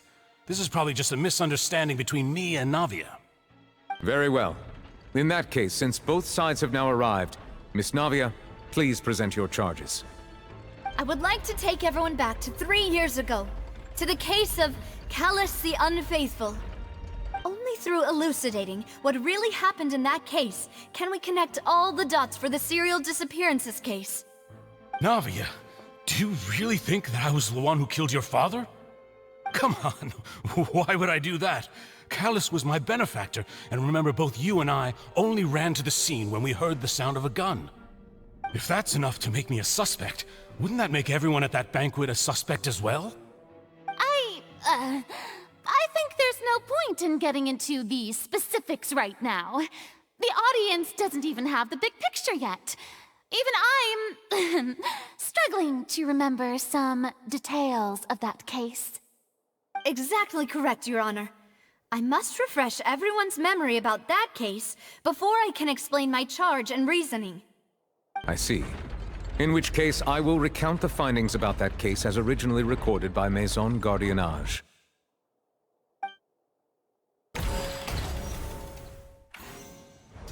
On the day of the murder, Spina di Rosula hosted a large banquet in a countryside estate owned by the Confrérie of Cabrières. During the banquet, all attending guests heard 2 gunshots from the courtyard. When the guests arrived at the scene, they found the primary suspect, Callus, holding a gun, while his acquaintance Jacques lay dead from a gunshot wound. The guards' investigation did not recover any other firearms from the scene. As a result, they concluded that the suspect's first shot must have missed, while the second must have taken Jacques' life. The suspect did not dispute this conclusion, and also declined to defend himself in court. Instead, he chose to prove his innocence through a duel. Callus was defeated by champion duelist Clarande in the ensuing duel, and soon succumbed to the injuries. These are the known facts about the case.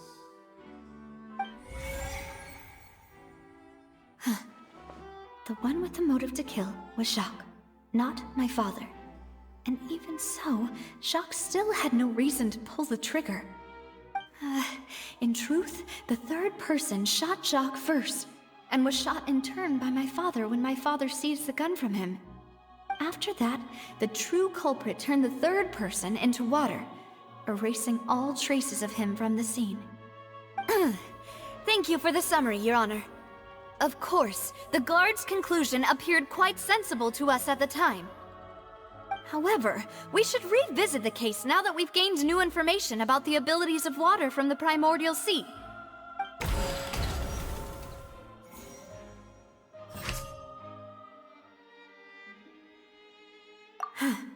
Something's not right.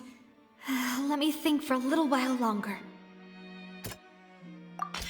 The testimony of the victim's family confirms that Jacques had thoughts of assassinating Callus when he set out for the banquet. However, in the end he reconsidered, and instead shared everything with Callus, hoping to seek the latter's protection. Unfortunately for Jacques, the true culprit had already considered this possibility, and had sent out another assassin.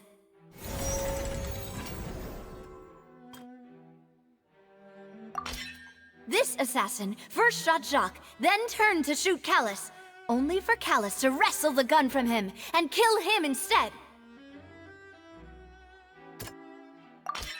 A pile of clothing was found at the scene.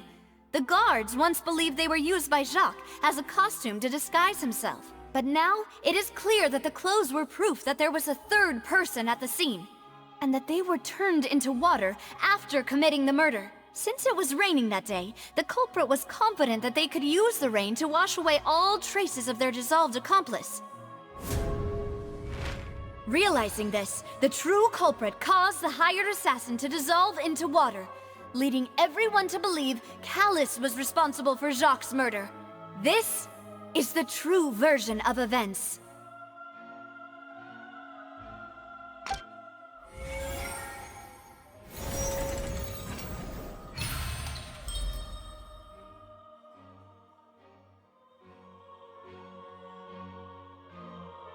So that's what happened.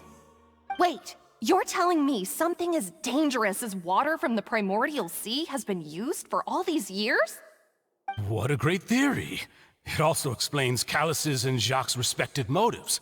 I guess they didn't shoot each other after all. Mr. Marcel, you are the one being charged with the crime. You should provide a rebuttal if you wish to prove your innocence. Ah, but I think I agree with everything Navia just said. In fact, there was nothing in her speech that directly implicated me. Then, may I ask some questions? In my opinion, we primarily need to determine two things. One, do you have the evidence to back up your claims? I'm afraid not. At least not at this very moment. Boo! If you don't have any evidence, you should just go home! I may not have the evidence with me, but I know where I could go to collect it. If we look up the deserted clothes against a record of people who went missing around the same time, we should be able to find a match. Considering the serial disappearances case, the guards probably kept careful records of all missing persons from around that time, regardless of age or gender. That makes sense to me. Monsieur Neuvillette, I would consider this to be a reasonable investigative direction. Why do I feel like Farina's acting a little differently today? Maybe she's scared of embarrassing herself again? Alternatively, she's become more diligent after charging an innocent citizen in the last trial.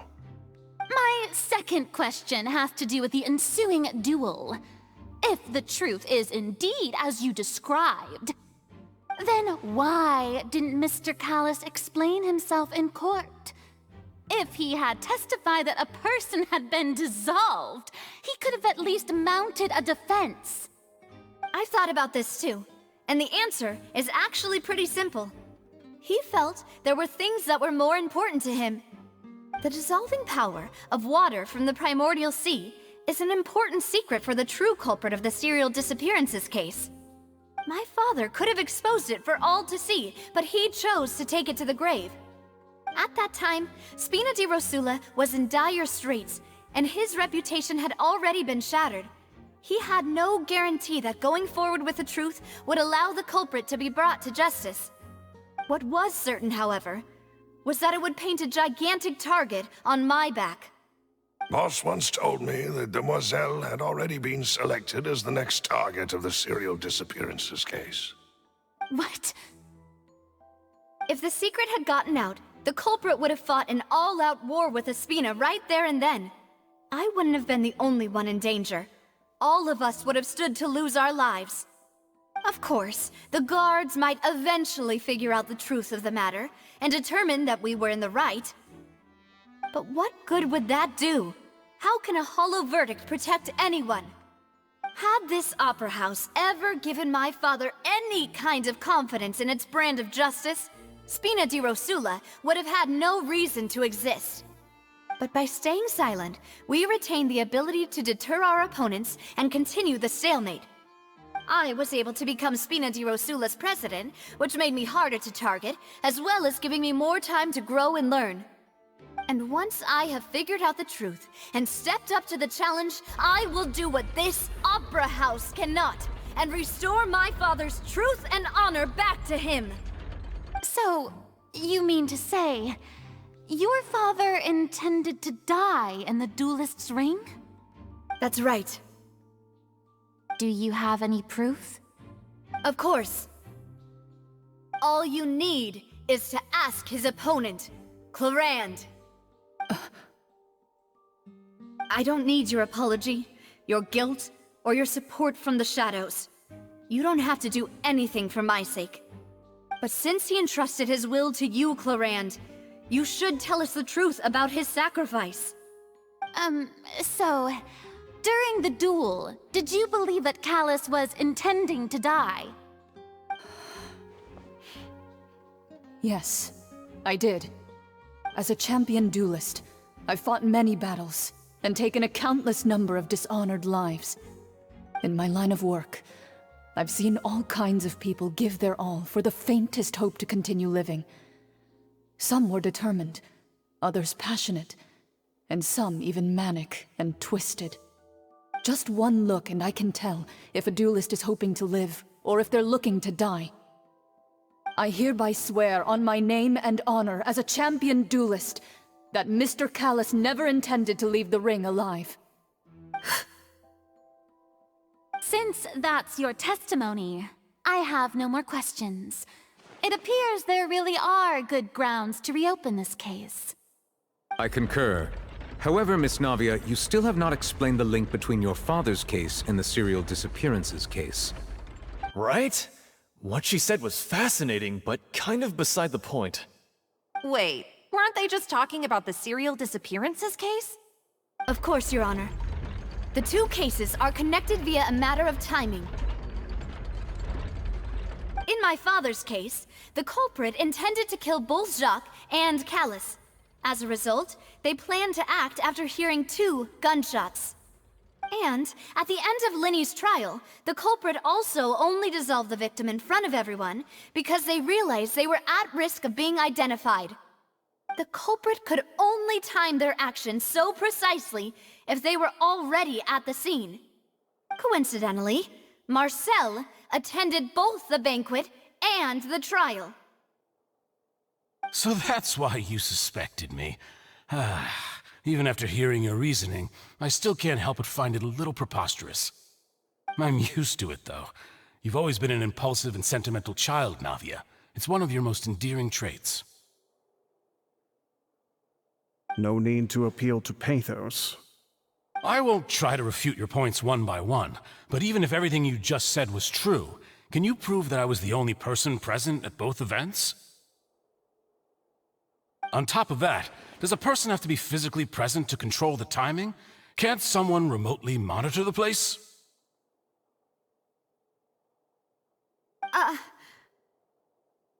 Know what she can say to that. I know that even with that, you might still think you can reduce the list of suspects with some further investigations, until I'm the only one left on the list. Alas, who won't feel at least a little hurt by an accusation of murder from a girl you see as your own daughter? But if I were to dismiss this completely, you'd also think I'm not being considerate of your feelings. Ah well, let Uncle Marcel teach you another lesson. Do you know what the biggest flaw in your reasoning is? I suppose you're gonna tell me anyways. It's timing again. I'm a businessman by trade. From that standpoint, there's no reason for me to kidnap young women. It's a high-risk action with nothing to gain. In addition, I left my home in Snezhnaya when I was young to come to Poisson and work in some trade. My business only thrived when I received Callus's patronage. But the disappearances began before I ever stepped foot in Fontaine. I do apologize, Demoiselle. This was my mistake. No, it's not your fault. I'm sure he had come prepared. Is there anything else you'd like to say? Would you like to check the date of my first business license against the first known case of the serial disappearances? You can also take a look at my border entry records, or ask my friends and family when I left Snezhnaya for the first time. Could those records and testimonies do something to appease the unspeakable anguish in your heart? Seems like she got the wrong guy. At this rate, Navia will be convicted for falsely accusing him. I think you've done a superb job of dissecting your father's feelings as he neared the end of his life. But aren't you going against all of his wishes and expectations right now? He wished for you to become more rational, collected, and conscientious, instead of dwelling only on your own feelings. Once you've learned to be more considerate of others' feelings, and to stop rushing headlong into things, you'd have met most of his expectations. This isn't just about me, and it never has been. The biggest difference between me and the rest of the victims is that I still have the ability to search for the truth, while that same agency has long been taken from them. The people whose families were destroyed by synth abuse, the people who lost their loved ones to the serial disappearances, and the people who suffered tragic ends due to their sense of justice. Many people's images are flashing before my eyes.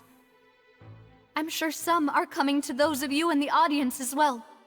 And whose image do you see, Marcel? Is it a man named Vacher? Oh, so you do know that name. I'm merely surprised you'd suddenly say the name of someone I've never even heard of. I was waiting for you to say that.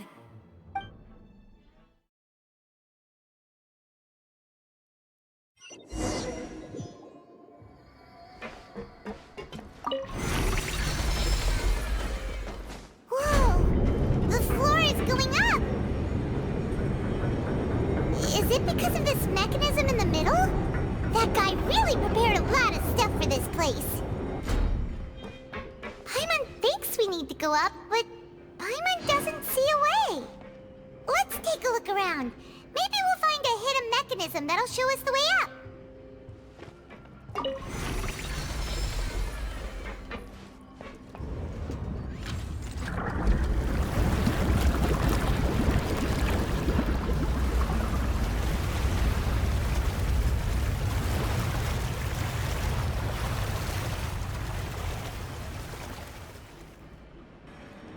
The water level is rising.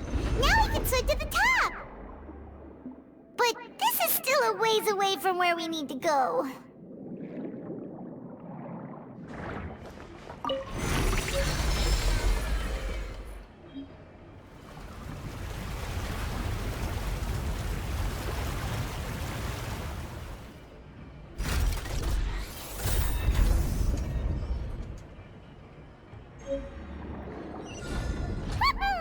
Now the path is clear. Let's go. Whew. After all that, we finally made it to the innermost sanctum. Though, as expected, the mastermind isn't here. That's right. Then let's hurry up and find some evidence so we can get back to the Opera House and help Navia. What's this over here? Looks like some kind of place for research. Experiment number 16 aims to verify Jacob Ingold's research conclusions on the primordial sea and use his theory as a foundation to achieve a breakthrough. The experiment was a failure. No individual managed to resurface from the water from the primordial sea. Female specimens 22, 23, and 24 were dissolved.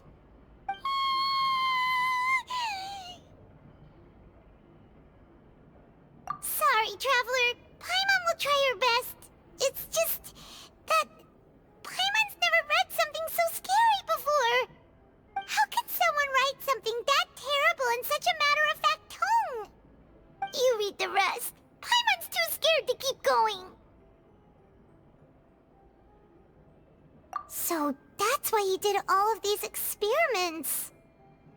Wait, did he really think he'd be able to find a way just by dissolving people over and over? That's just insane! Huh? Isn't that the name you heard by the fountain?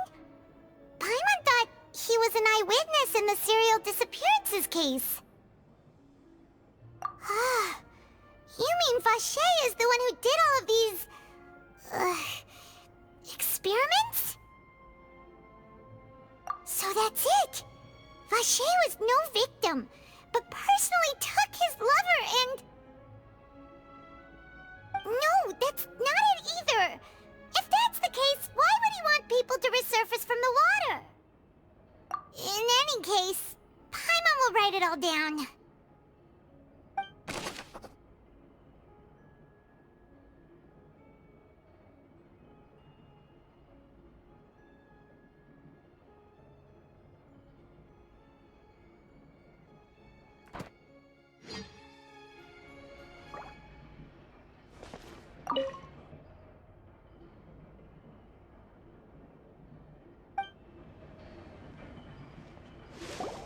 Oh, look! There's an important-looking basin over here, and it's full of water! That means this is where they make all the synth! And that special water is the main ingredient! If you dilute it with normal water, you'll get synth, but the pure stuff can dissolve a human! Paimon will take notes on this incriminating evidence.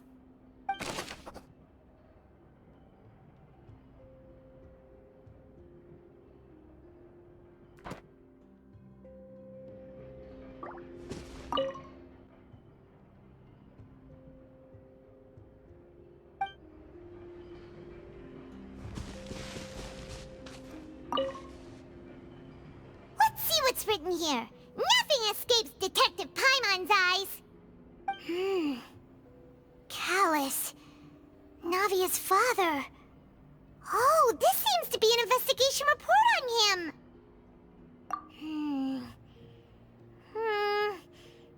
Yep, it's about finding Jacques and Callus because of a lack of confidence that Jacques himself would go through with it. This should prove the existence of the third person, right? We still have not determined the exact content of the key information Callus has passed on to certain members of his organization. The old dog's a real menace to deal with. Even if he abides by the promise he's made to us, he will still have the upper hand. He can act whenever he wants to make our lives miserable. The only option left is to remove him from the picture entirely. I concur. Let's send someone to kill him. He won't declare war as long as we don't touch Navia. Oh, seems like we've got a bunch of correspondence between the higher-ups. They're all just so evil.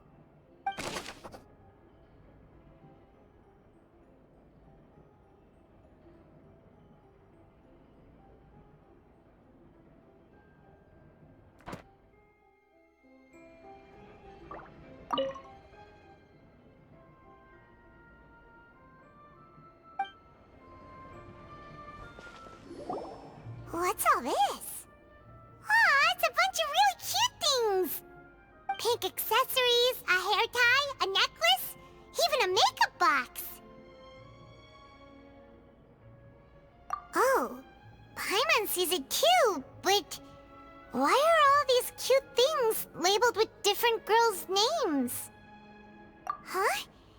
You mean the girls from the serial disappearances? They were brought here?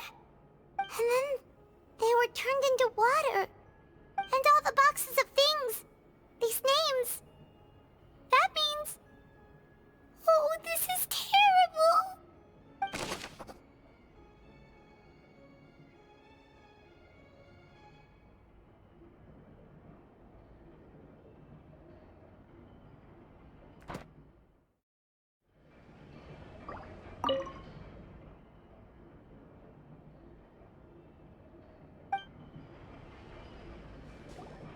Whoa!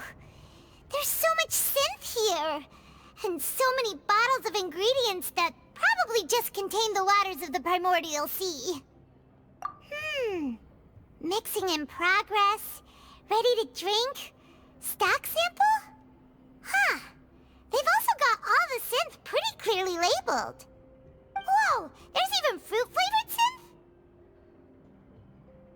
Yep, it's super obvious.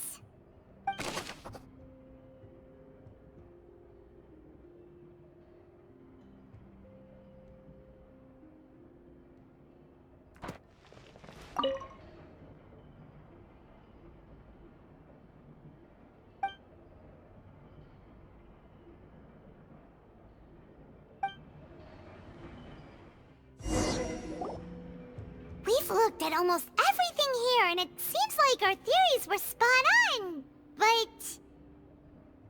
Yeah, we haven't found anything that reveals his true identity. No wonder even Neuvillette wasn't able to find anything. Whoever it is probably destroyed everything to do with that name a long time ago. That way, even if we bring all this back to the opera, we won't be able to identify the true culprit. Sure thing. Paimon won't admit defeat to this guy either. You take that side and Paimon will take this side. Check everything carefully. We'll find something for sure.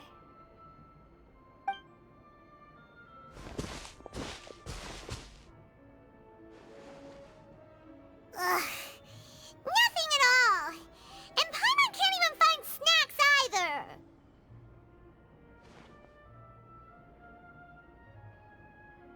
Whoa, really? Let Paimon see! Vinier. Isn't that Vache's lover's name? Then you found her diary. Let's see! Aw, it's just a normal diary chronicling their love story. She was so sweet, too. Oh, Paimon feels even worse for her now.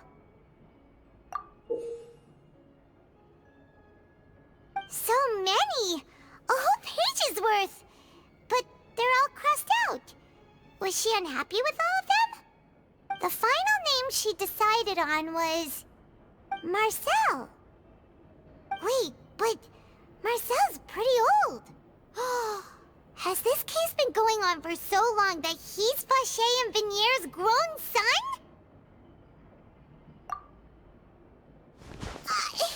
Hey! Paimon still hasn't figured it out yet.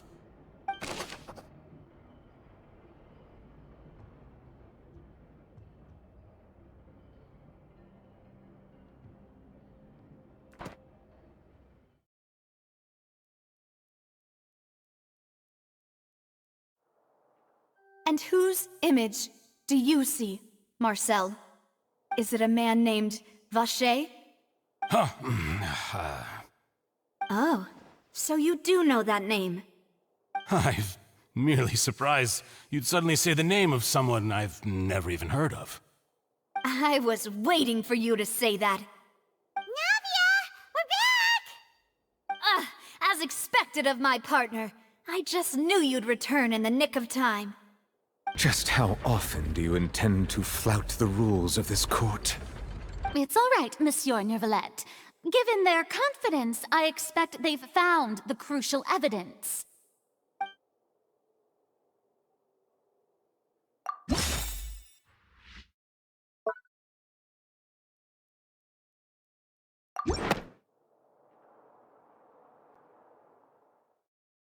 But the truth of it, Marcel, is that you've always been Vacher. Huh? We've investigated your lair and we already know everything! After your lover, Venier, was dissolved, you kept abducting young women to experiment on the hopes of bringing her back to you! You even created Marcel as a new identity, and destroyed all records of your past as Vacher! So that's it. Even the villains in opera performances rarely go that far. And with that, Marcel's motive has now been established. This information regarding your past also dismantles your prior timing defense.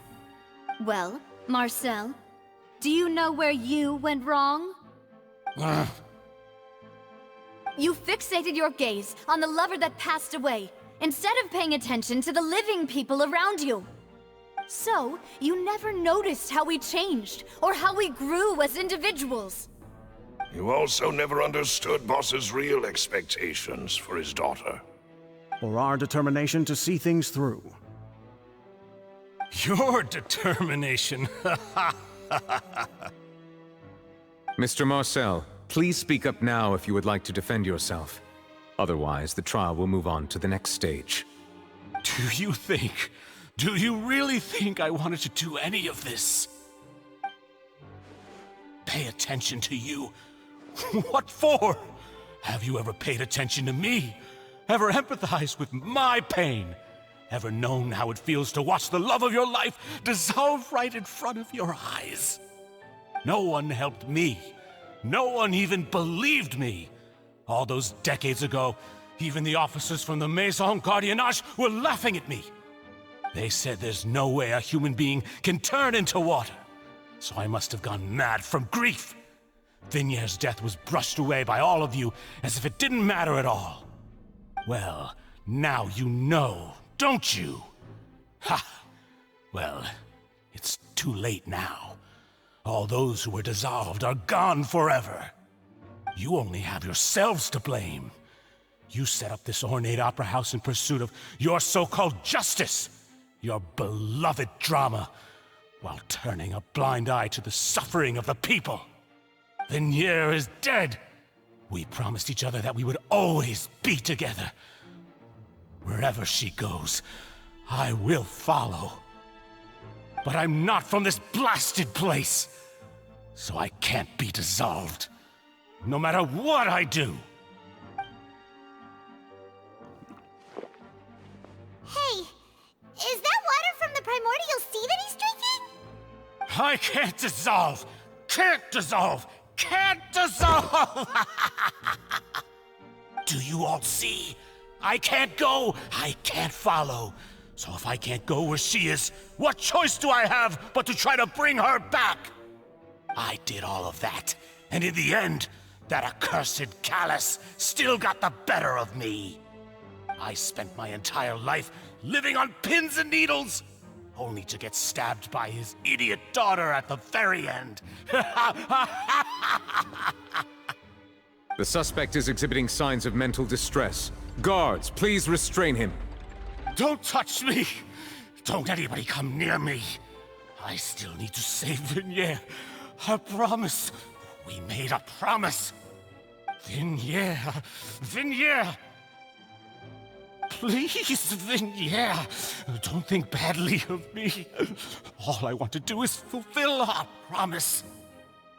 At this point, the verdict of this trial is clear. With Mr. Marcel's conviction, the charges against Mr. Tartaglia no longer have any basis. Fine by me. I was in a bad mood, but after a show like that, I'm actually feeling pretty good. Traveler, please submit all the evidence you have collected to the guards, so that I might review and summarize the truth behind the serial disappearances case. The man now known as Marcel was originally named Vacher and worked as an adventurer with his partner and lover Vignier. During an underwater expedition, Vignier accidentally came into contact with water from the primordial sea and was dissolved in front of Vacher as a result. Vacher learned of the primordial water's existence through the work of others and began to kidnap young women for research, with the goal of discovering a method to restore Vignier back to life. To cover his tracks, he invented the new alias of Marcel and began to operate a business in Poisson. During the course of his research, Vacher discovered that a diluted concoction of water from the primordial sea can induce feelings of euphoria, and began to manufacture and market synth. However, as he accumulated wealth to fund his continued research and expanded the scope, he came into conflict with Spina di Rosula. After exchanging blows with Spina di Rosula for many years, Vacher decided to assassinate their president Callus at a banquet. Although the assassination did not go as Vacher expected, he was able to turn Callus into the murder suspect by dissolving the assassin he sent to the scene. And just recently, Vacher attempted to frame Linny as the culprit of the serial disappearances case, using a similar method. However, his attempt to frame Linny failed, and the power of water from the primordial sea became public knowledge. This case also exposed enough of Vacher's machinations that he was eventually successfully charged in court. Thus concludes the enigmatic history of the serial disappearances case, with the truth revealed to all.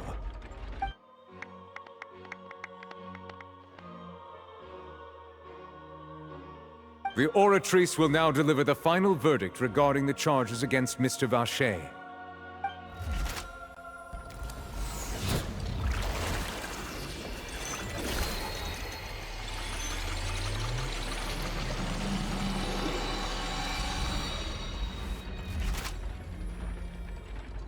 According to the judgment of the Oratrice Mécanique d'Analyse Cardinale, Mr. Vacher is guilty. Guards! Take Vacher away. Good. It's what he deserves. With that, the serial disappearances case is over now. We really just witnessed history. Who would have thought the true culprit would be such a polite and well-spoken guy? Yippee! We helped Navia bring the bad guy to justice! He's hurt so many innocent people and now he's finally getting what he deserves! Huh? Are you okay? Demoiselle, you were absolutely brilliant. The day our late boss had always hoped for has finally come. You can rest easy now, knowing justice has been served. Yeah. It's finally over. It's all thanks to you guys. And my partner. See, Papa? Spina di Rosula's still doing well with me at the helm. Well now, hasn't this been a most delicious piece of drama?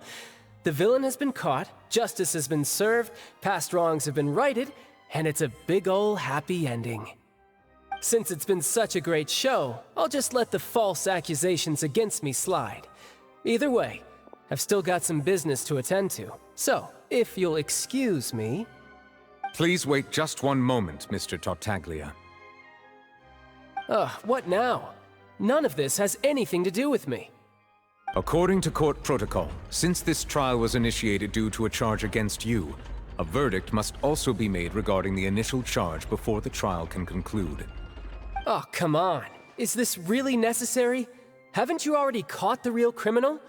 Isn't it time for side characters like me to exit stage left? Please respect the laws of Fontaine. This has always been the rule. All right, but this sure is a lot of hassle. All I need to do is stand over there, right? Let's just get this over with. Through evidence presented in the public trial that was just held, it has been established that Mr. Tartaglia has no direct connection to the serial disappearances case. The guilty party has been identified, and thus it is logical to suppose Mr. Tartaglia is innocent of the charges. We now turn to the Oratrice Mécanique d'Analyse Cardinale to render the final verdict on the charges.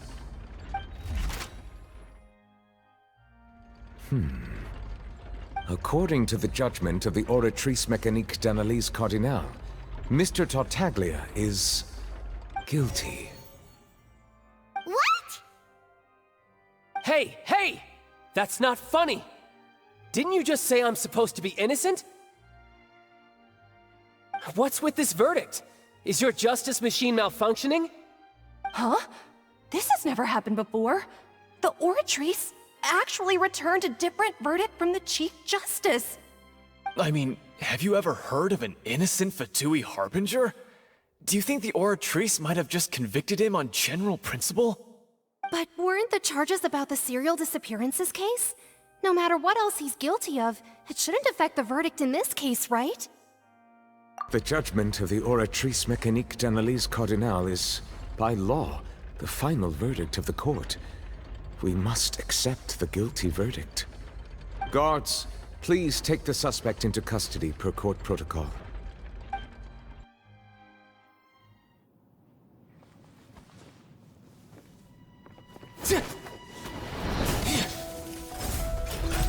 So this is how justice is done in Fontaine. What a joke. You've got your rules. Well, I've got mine too!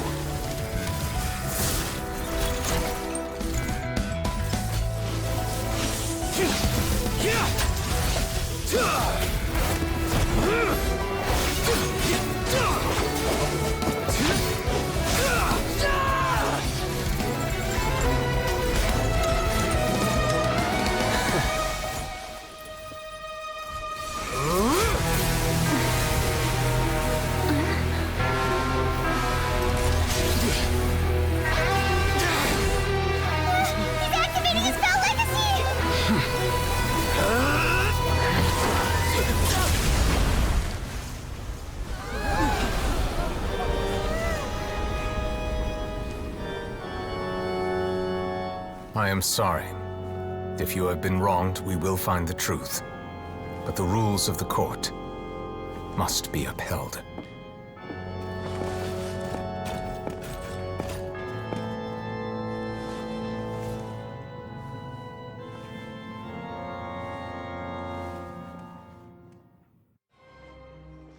Hey, Monsieur Neuvillette, what's going on? Shouldn't they have been cleared already?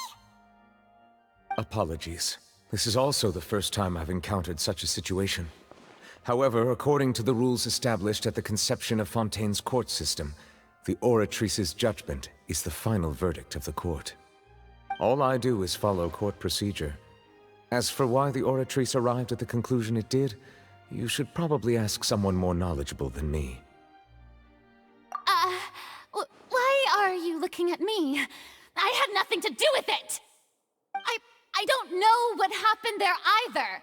Hey, stop staring at me! What does Lady Farina mean by that?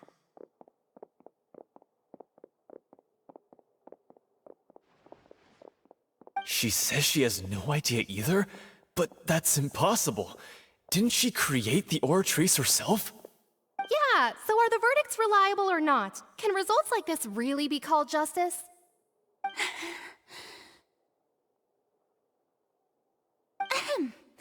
My dearest citizens, did you really think we'd allow an incorrect verdict to be handed out in this court?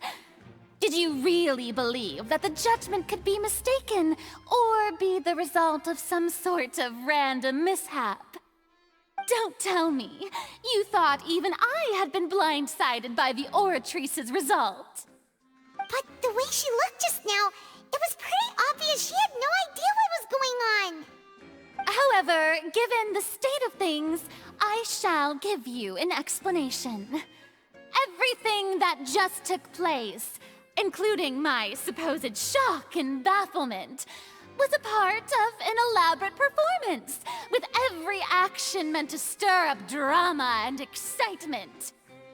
And, of course, for every performance, there is a script. Everything has unfolded exactly as I expected from the very beginning. As the embodiment of the very concept of justice, the Oratrice shall never render an arbitrary judgment! If you thought Child had nothing to do with the serial disappearances case, it is only because you've been blinded by the superficial appearance of innocence. Everything he's done, not to mention the danger he poses, are beyond ordinary comprehension and completely unforgivable! All shall be revealed in time. You will come to understand my noble intentions, as well as the absolute correctness of the Oratrice's verdict.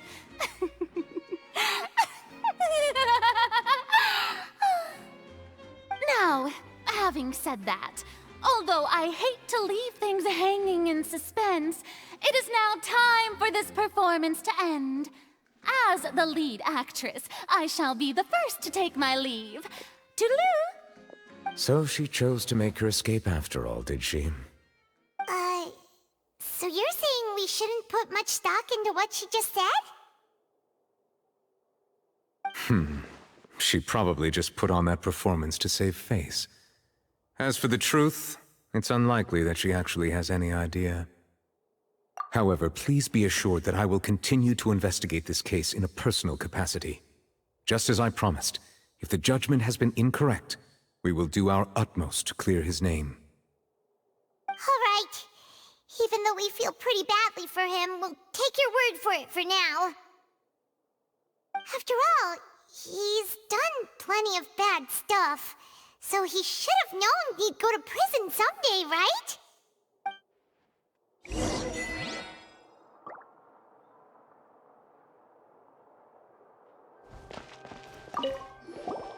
Oh, Monsieur Neuvillette! That power you showed when you took him down. Who are you really? I'm the Chief Justice of Fontaine, of course. If officers of the law lack the strength and capability to enforce it, then it makes a mockery of justice.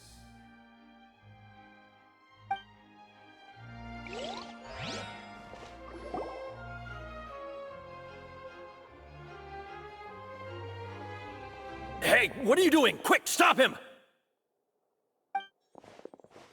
Traveler! Hey! Traveler! Marcel! What are you doing over here? Stop resisting arrest! Cease, or we'll add another charge to the list! No, wait! I just want to ask the Traveler something. I'm not looking to run away. Please, just let me ask this one small thing. Go on. Thank you. I was being led away when I finally realized something. Where did you first hear the name Vacher? I erased all records of that name. So, unless... Are you still trying to prove your innocence? Give it up. You've already been convicted. Really? You did? You're sure? You met her? But how could that be? How did you manage to do it? The Fountain of Lucine? Then, Then she's been so close to me all along, and I just never... Please, please give me a chance to talk to her again. Just let the Traveler take me to the fountain to see her one last time. This is the last request I'll ever make in my life. You can do whatever you want to me afterwards. I don't care. What? Give an inch and you want to take a mile? Do you think serial killers get to make requests like that? Paimon agrees. Why should we give him what he wants when he's only done a ton of super terrible things? This request, is it worth as much to you as your life? Of course! Wait, no. It's worth even more than my life. Humans. Will they betray the instinct to live just to satisfy spiritual needs? Very well. I will grant your request. Your Honor, I fear that... I will go with him. You do not need to worry about any escape. In that case, I shall leave him in your most capable hands, Chief Justice. Thank you, Your Honor.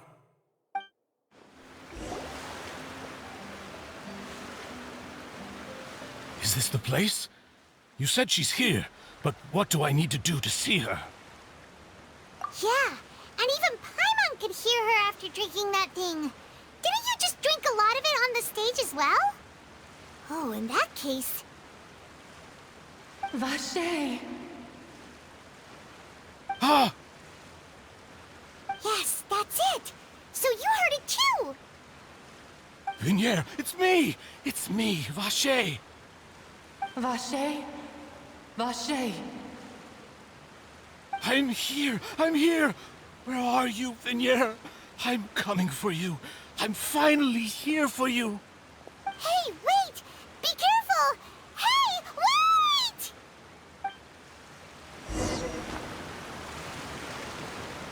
Vignier, is that you? It's me, Vache!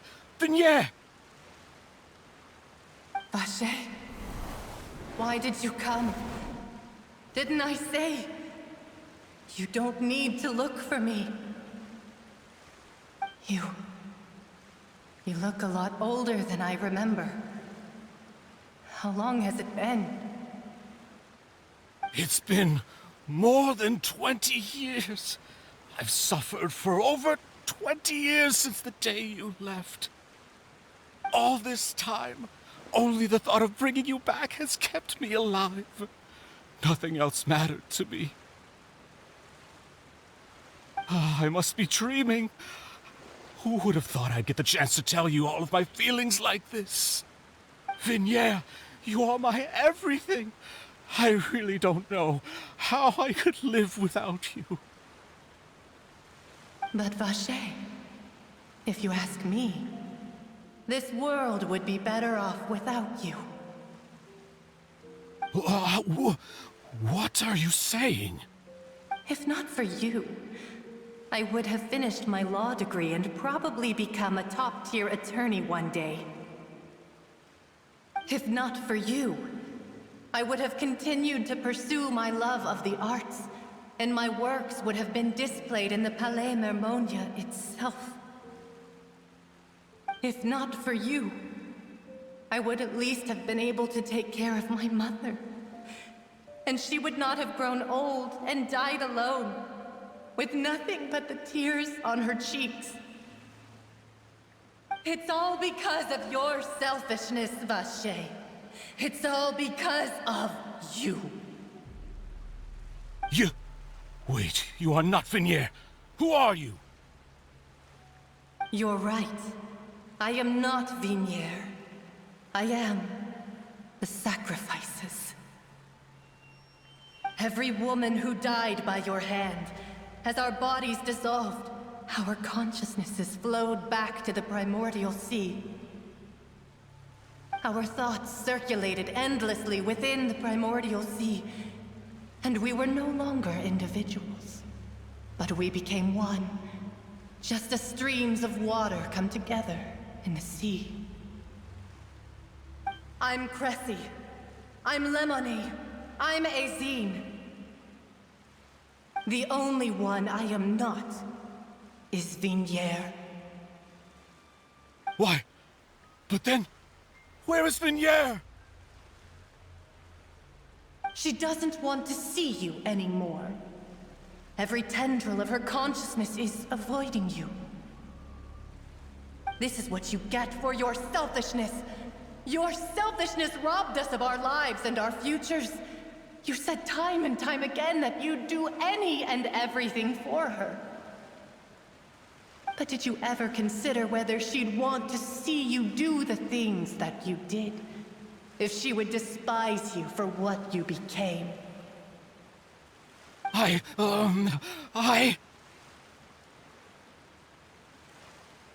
You are a liar, a heartless murderer, and a cowardly narcissist. The only thing you are not is Vignier's beloved. From the moment your first victim died and her consciousness merged with Vignier's, she has had nothing but pure hatred for you.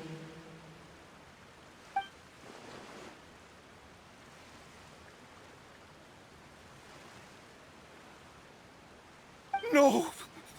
Vignier! She can't hate me. Let me see her, please. Have mercy. You still don't understand. When I said don't look for me, that came from the real Vignier.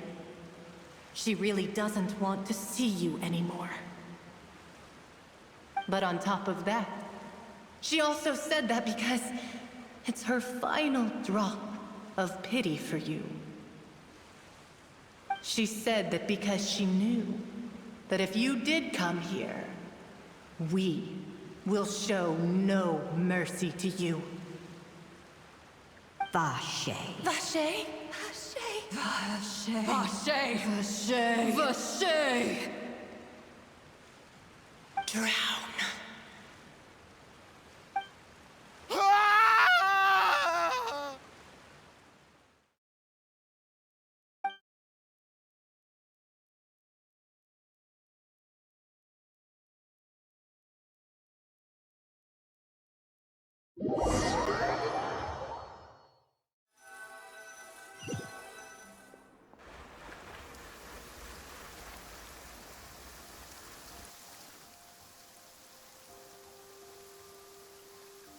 Finally, we have some time to do shopping.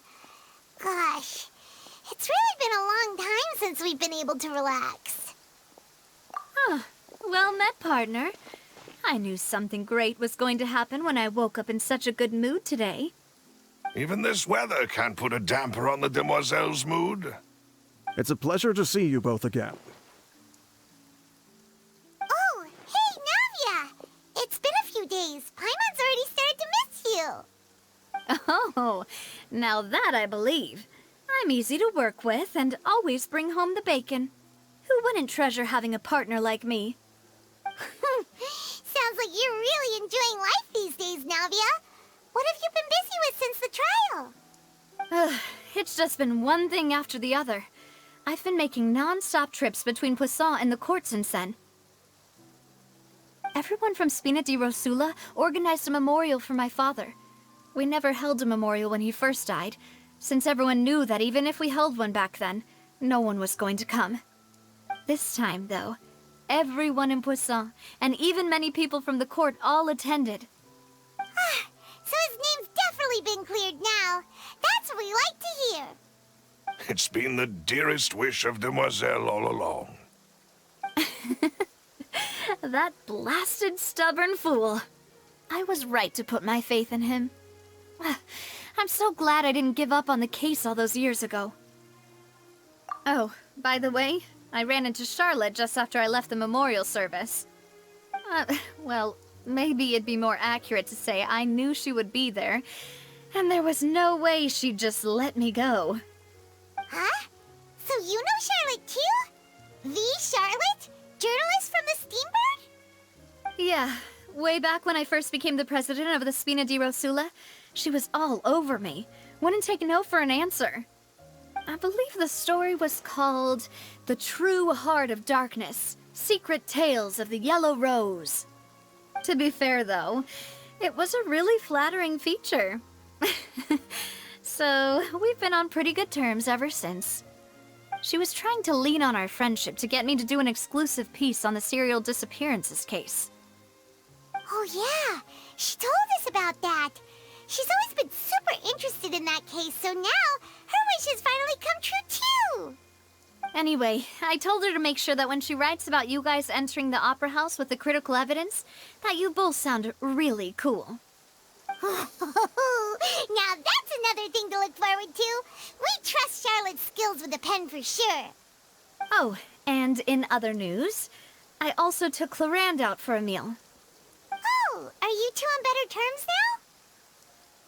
terms now? While you were investigating Vaché's headquarters, Clarand gave testimony on my father's behalf. It was thanks to her that we were able to turn the tide. I wanted to thank her. I mean, there's also no point in being awkward all the time, so we took the chance to reconcile with each other.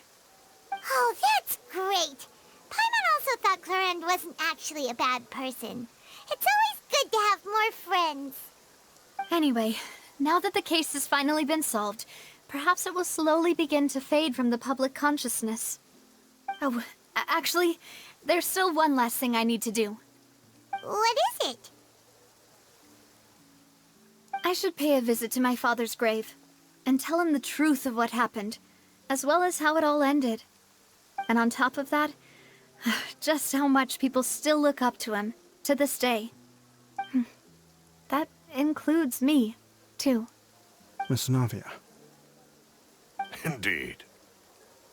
We want to go too! We also think Callus is a really admirable person. Sure thing. I'd like you two to share the moment with me. After all, without you, there might not have been such a positive ending. And in that case, everyone, let's be off. Considering the recent weather, we'll be lucky if we can reach Poisson before dark. Yeah, you're right.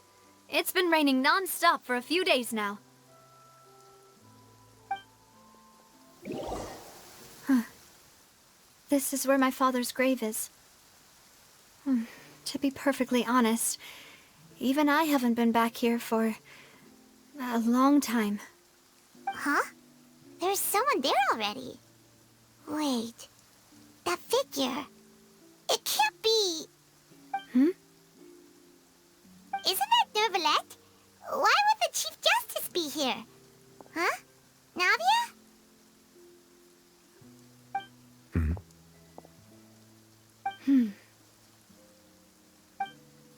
My apologies. I should have asked before coming to pay my respects. Don't say that. Sorry about that. Oh, I was trying to say there's no need for you to apologize.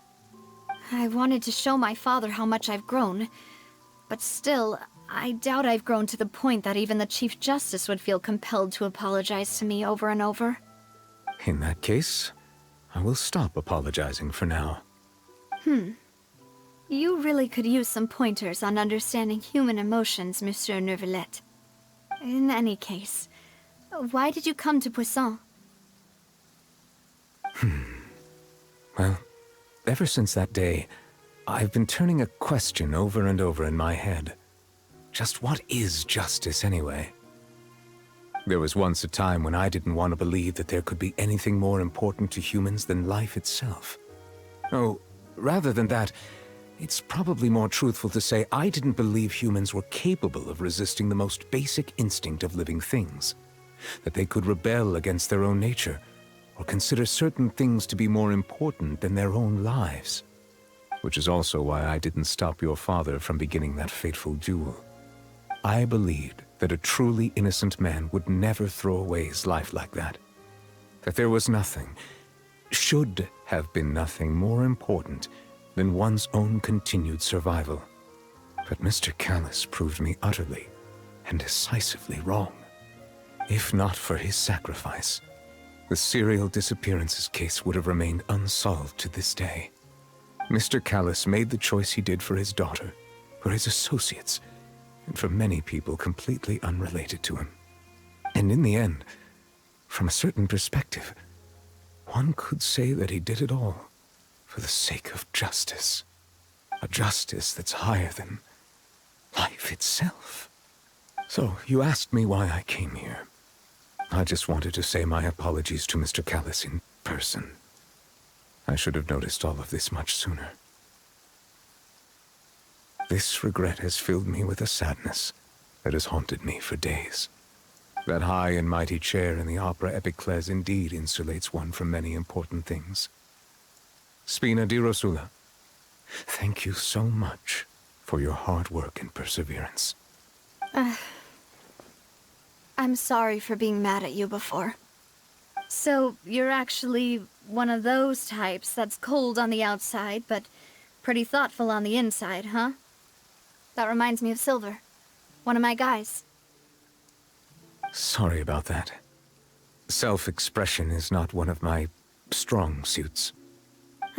Didn't I just say you don't need to apologize?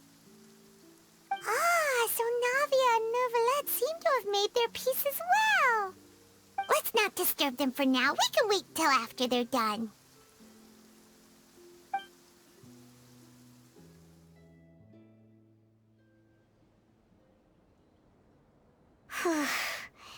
Paimon's never paid respects at someone's grave before. Did Paimon do anything rude there? Huh? Oh, Paimon didn't know that was a thing. But Paimon doesn't know what she would do if she can't fly. Oh no. Paimon hopes Miss Navia won't be too mad. Anyway, Neuvillette is still standing around there. It's not often that we can catch him alone like this, so why don't we go talk to him for a bit? If we can't talk to Lady Farina, we can at least talk to him, right?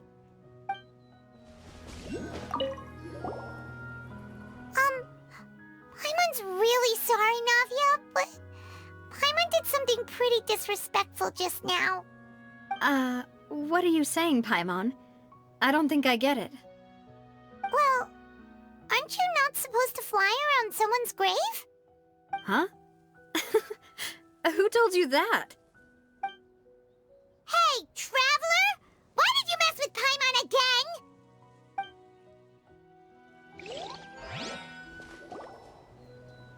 Oh, it's you two. Did Miss Navia invite you to come pay your respects to her father? Mm-hmm. We ran into Navia on the streets today, so we just followed her here. I see, I see. Then is there something that I can help you with? Well, it's pretty hard to run into you like this, since you're usually super busy. So we figured we could try to ask you a few questions, if that's okay. Please feel free. Though outsiders, you helped us solve one of the greatest mysteries in Fontaine, and it would be my pleasure to return the favor. So, at court, the bad guys referred to that special water as water from the primordial sea, but what is it really? Truthfully, that name is already quite accurate. I can only surmise that Vacher and his ilk only learned of its nature and existence after extensive research. There used to be a special sea on the surface of this planet. The nature of its seawater was rather different from that of the sea we know today. Most of Tevat's life forms were first born in that special sea. You could say it nurtured much of the life on this planet. Huh. So it really was where everything began. It makes sense to call it primordial then. But today, the primordial sea no longer exists on the planet's surface. What Vacher discovered must have been some kind of special case, or a remnant from a truly ancient age. Huh. So that's how it is. Oh, you really know everything, Monsieur Neuvillette. But if that's the case, then why would people, at least people from Fontaine, dissolve in that kind of water? Indeed. Why would the primordial sea, which was known to engender and nurture life, suddenly reverse itself and devour life instead? To be frank, that also doesn't match my understanding of this world and its laws. There must still be some unknown secrets around the people of this land. Is there anything else you'd like to ask me about? That the sea levels will rise and everyone will be dissolved in water, leaving Farina crying alone on her throne, but the sins of the people will be finally washed away for good. Does that appropriately summarize the version you've heard? That's right! It was Linny that told us back then. And that about covers all the main points. Yes, up to the present, I think we reached a point where we have no choice but to confront this prophecy directly. Rumors have it that this prophecy is rooted in the last words the former Hydro Archon left to the world before she passed away. A prophecy? Of the former Hydro Archon? Wow. This is the first time that we've ever heard of it. 2 parts of the prophecy have already proven correct. The rising sea levels, and the ability of the people of Fontaine to be dissolved. We should be more vigilant, and stay on the watch for further signs. Speaking of the prophecy, Farina has also always taken it quite seriously. Indeed, she has been collecting information and intelligence from across Tevat for this purpose. If the rumors were true, then perhaps this prophecy is the conundrum left to Farina by her predecessor. But with Farina being the way she is, can we really trust her to solve it? Is there anything else you'd like to ask me about? My apologies. My investigation has still not reached its conclusion. However, I still believe the judgment of the Oratrice was not rendered arbitrarily. Huh? But you also said you thought he was innocent. For many years, I have been quite aware that the Oratrice does not simply mechanically repeat the verdict that I give on each case. As a divinely created mechanism, the people's unified faith in the concept of justice is integrated into it. Not only can it produce the incredible power of indemnitium, but it likely also possesses other traits, such as self-awareness. Which is all to say, I have been prepared for a situation like this for a long time. Huh.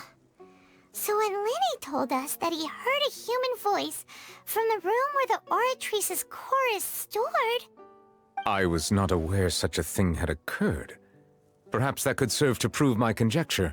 I will add that to the list of items to investigate. In any case, I am inclined to believe that the Oratrice does have a methodology all its own. We just do not have enough information. Based on Farina's reaction, I doubt even she had any idea what was going on. She managed to bluff her way through it, though, with her time-tested twin tricks of bravado and drama. While we do intend to get to the bottom of this, for now, we regret to say that the Fatui Harbinger will just have to bide his time in the fortress of Meripede. If we did incorrectly convict him of crimes he did not commit, we will most certainly compensate him to the fullest extent allowed by the law. If you ask Paimon, the only compensation he'll want is a no-holds-barred fight with you. Is there anything else you'd like to ask me about? Your sibling, another blonde-haired traveler. I'm sorry, but I've never seen anyone who matches that description. If she ever stepped foot in Fontaine, I'm sure she followed our laws to the letter, and had no reason to appear on the stage of the opera Epiclese. Is there anything else you'd like to ask me about? Very well. It was my honor to provide you with what answers I could. I very much enjoyed conversing with you. It will soon be time for me to leave this blissful tranquility behind, and return to Palais Memoria. You really are super busy, Monsieur Neuvillette. Paimon thought you only came here to pay your respects today because you had the day off. Crime and villainy do not have the day off, and so justice must work around the clock as well. This is merely the nature of a justice's work. All right. You've got a point. Huh? Paimon just noticed that the rain has stopped.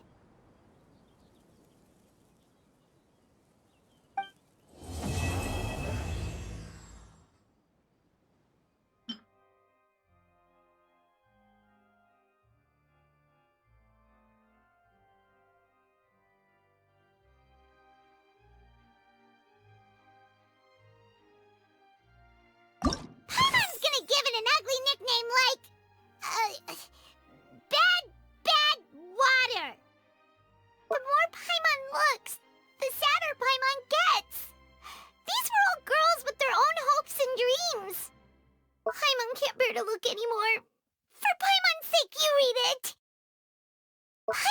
super shocked for sure, but isn't there an age mismatch? Or is Paimon still missing something? They should be able to prove Navia's theory. Who would have imagined that people could really turn into water? Paimon can't tell how deep this pool is. And Paimon's not about to dip her toes in to check. Here we go again, trying to crack an impossible case. All proof and no motive. If Paimon was shocked, Paimon would probably help whoever Paimon finds more trustworthy. Someone like the Traveler. Paimon doesn't feel like he was lying to us. He seems good friends with Navia. Could he really be the culprit? Navia called him Uncle. So it couldn't have been him, right? How could it be? He's so close to her. Has he been deceiving her?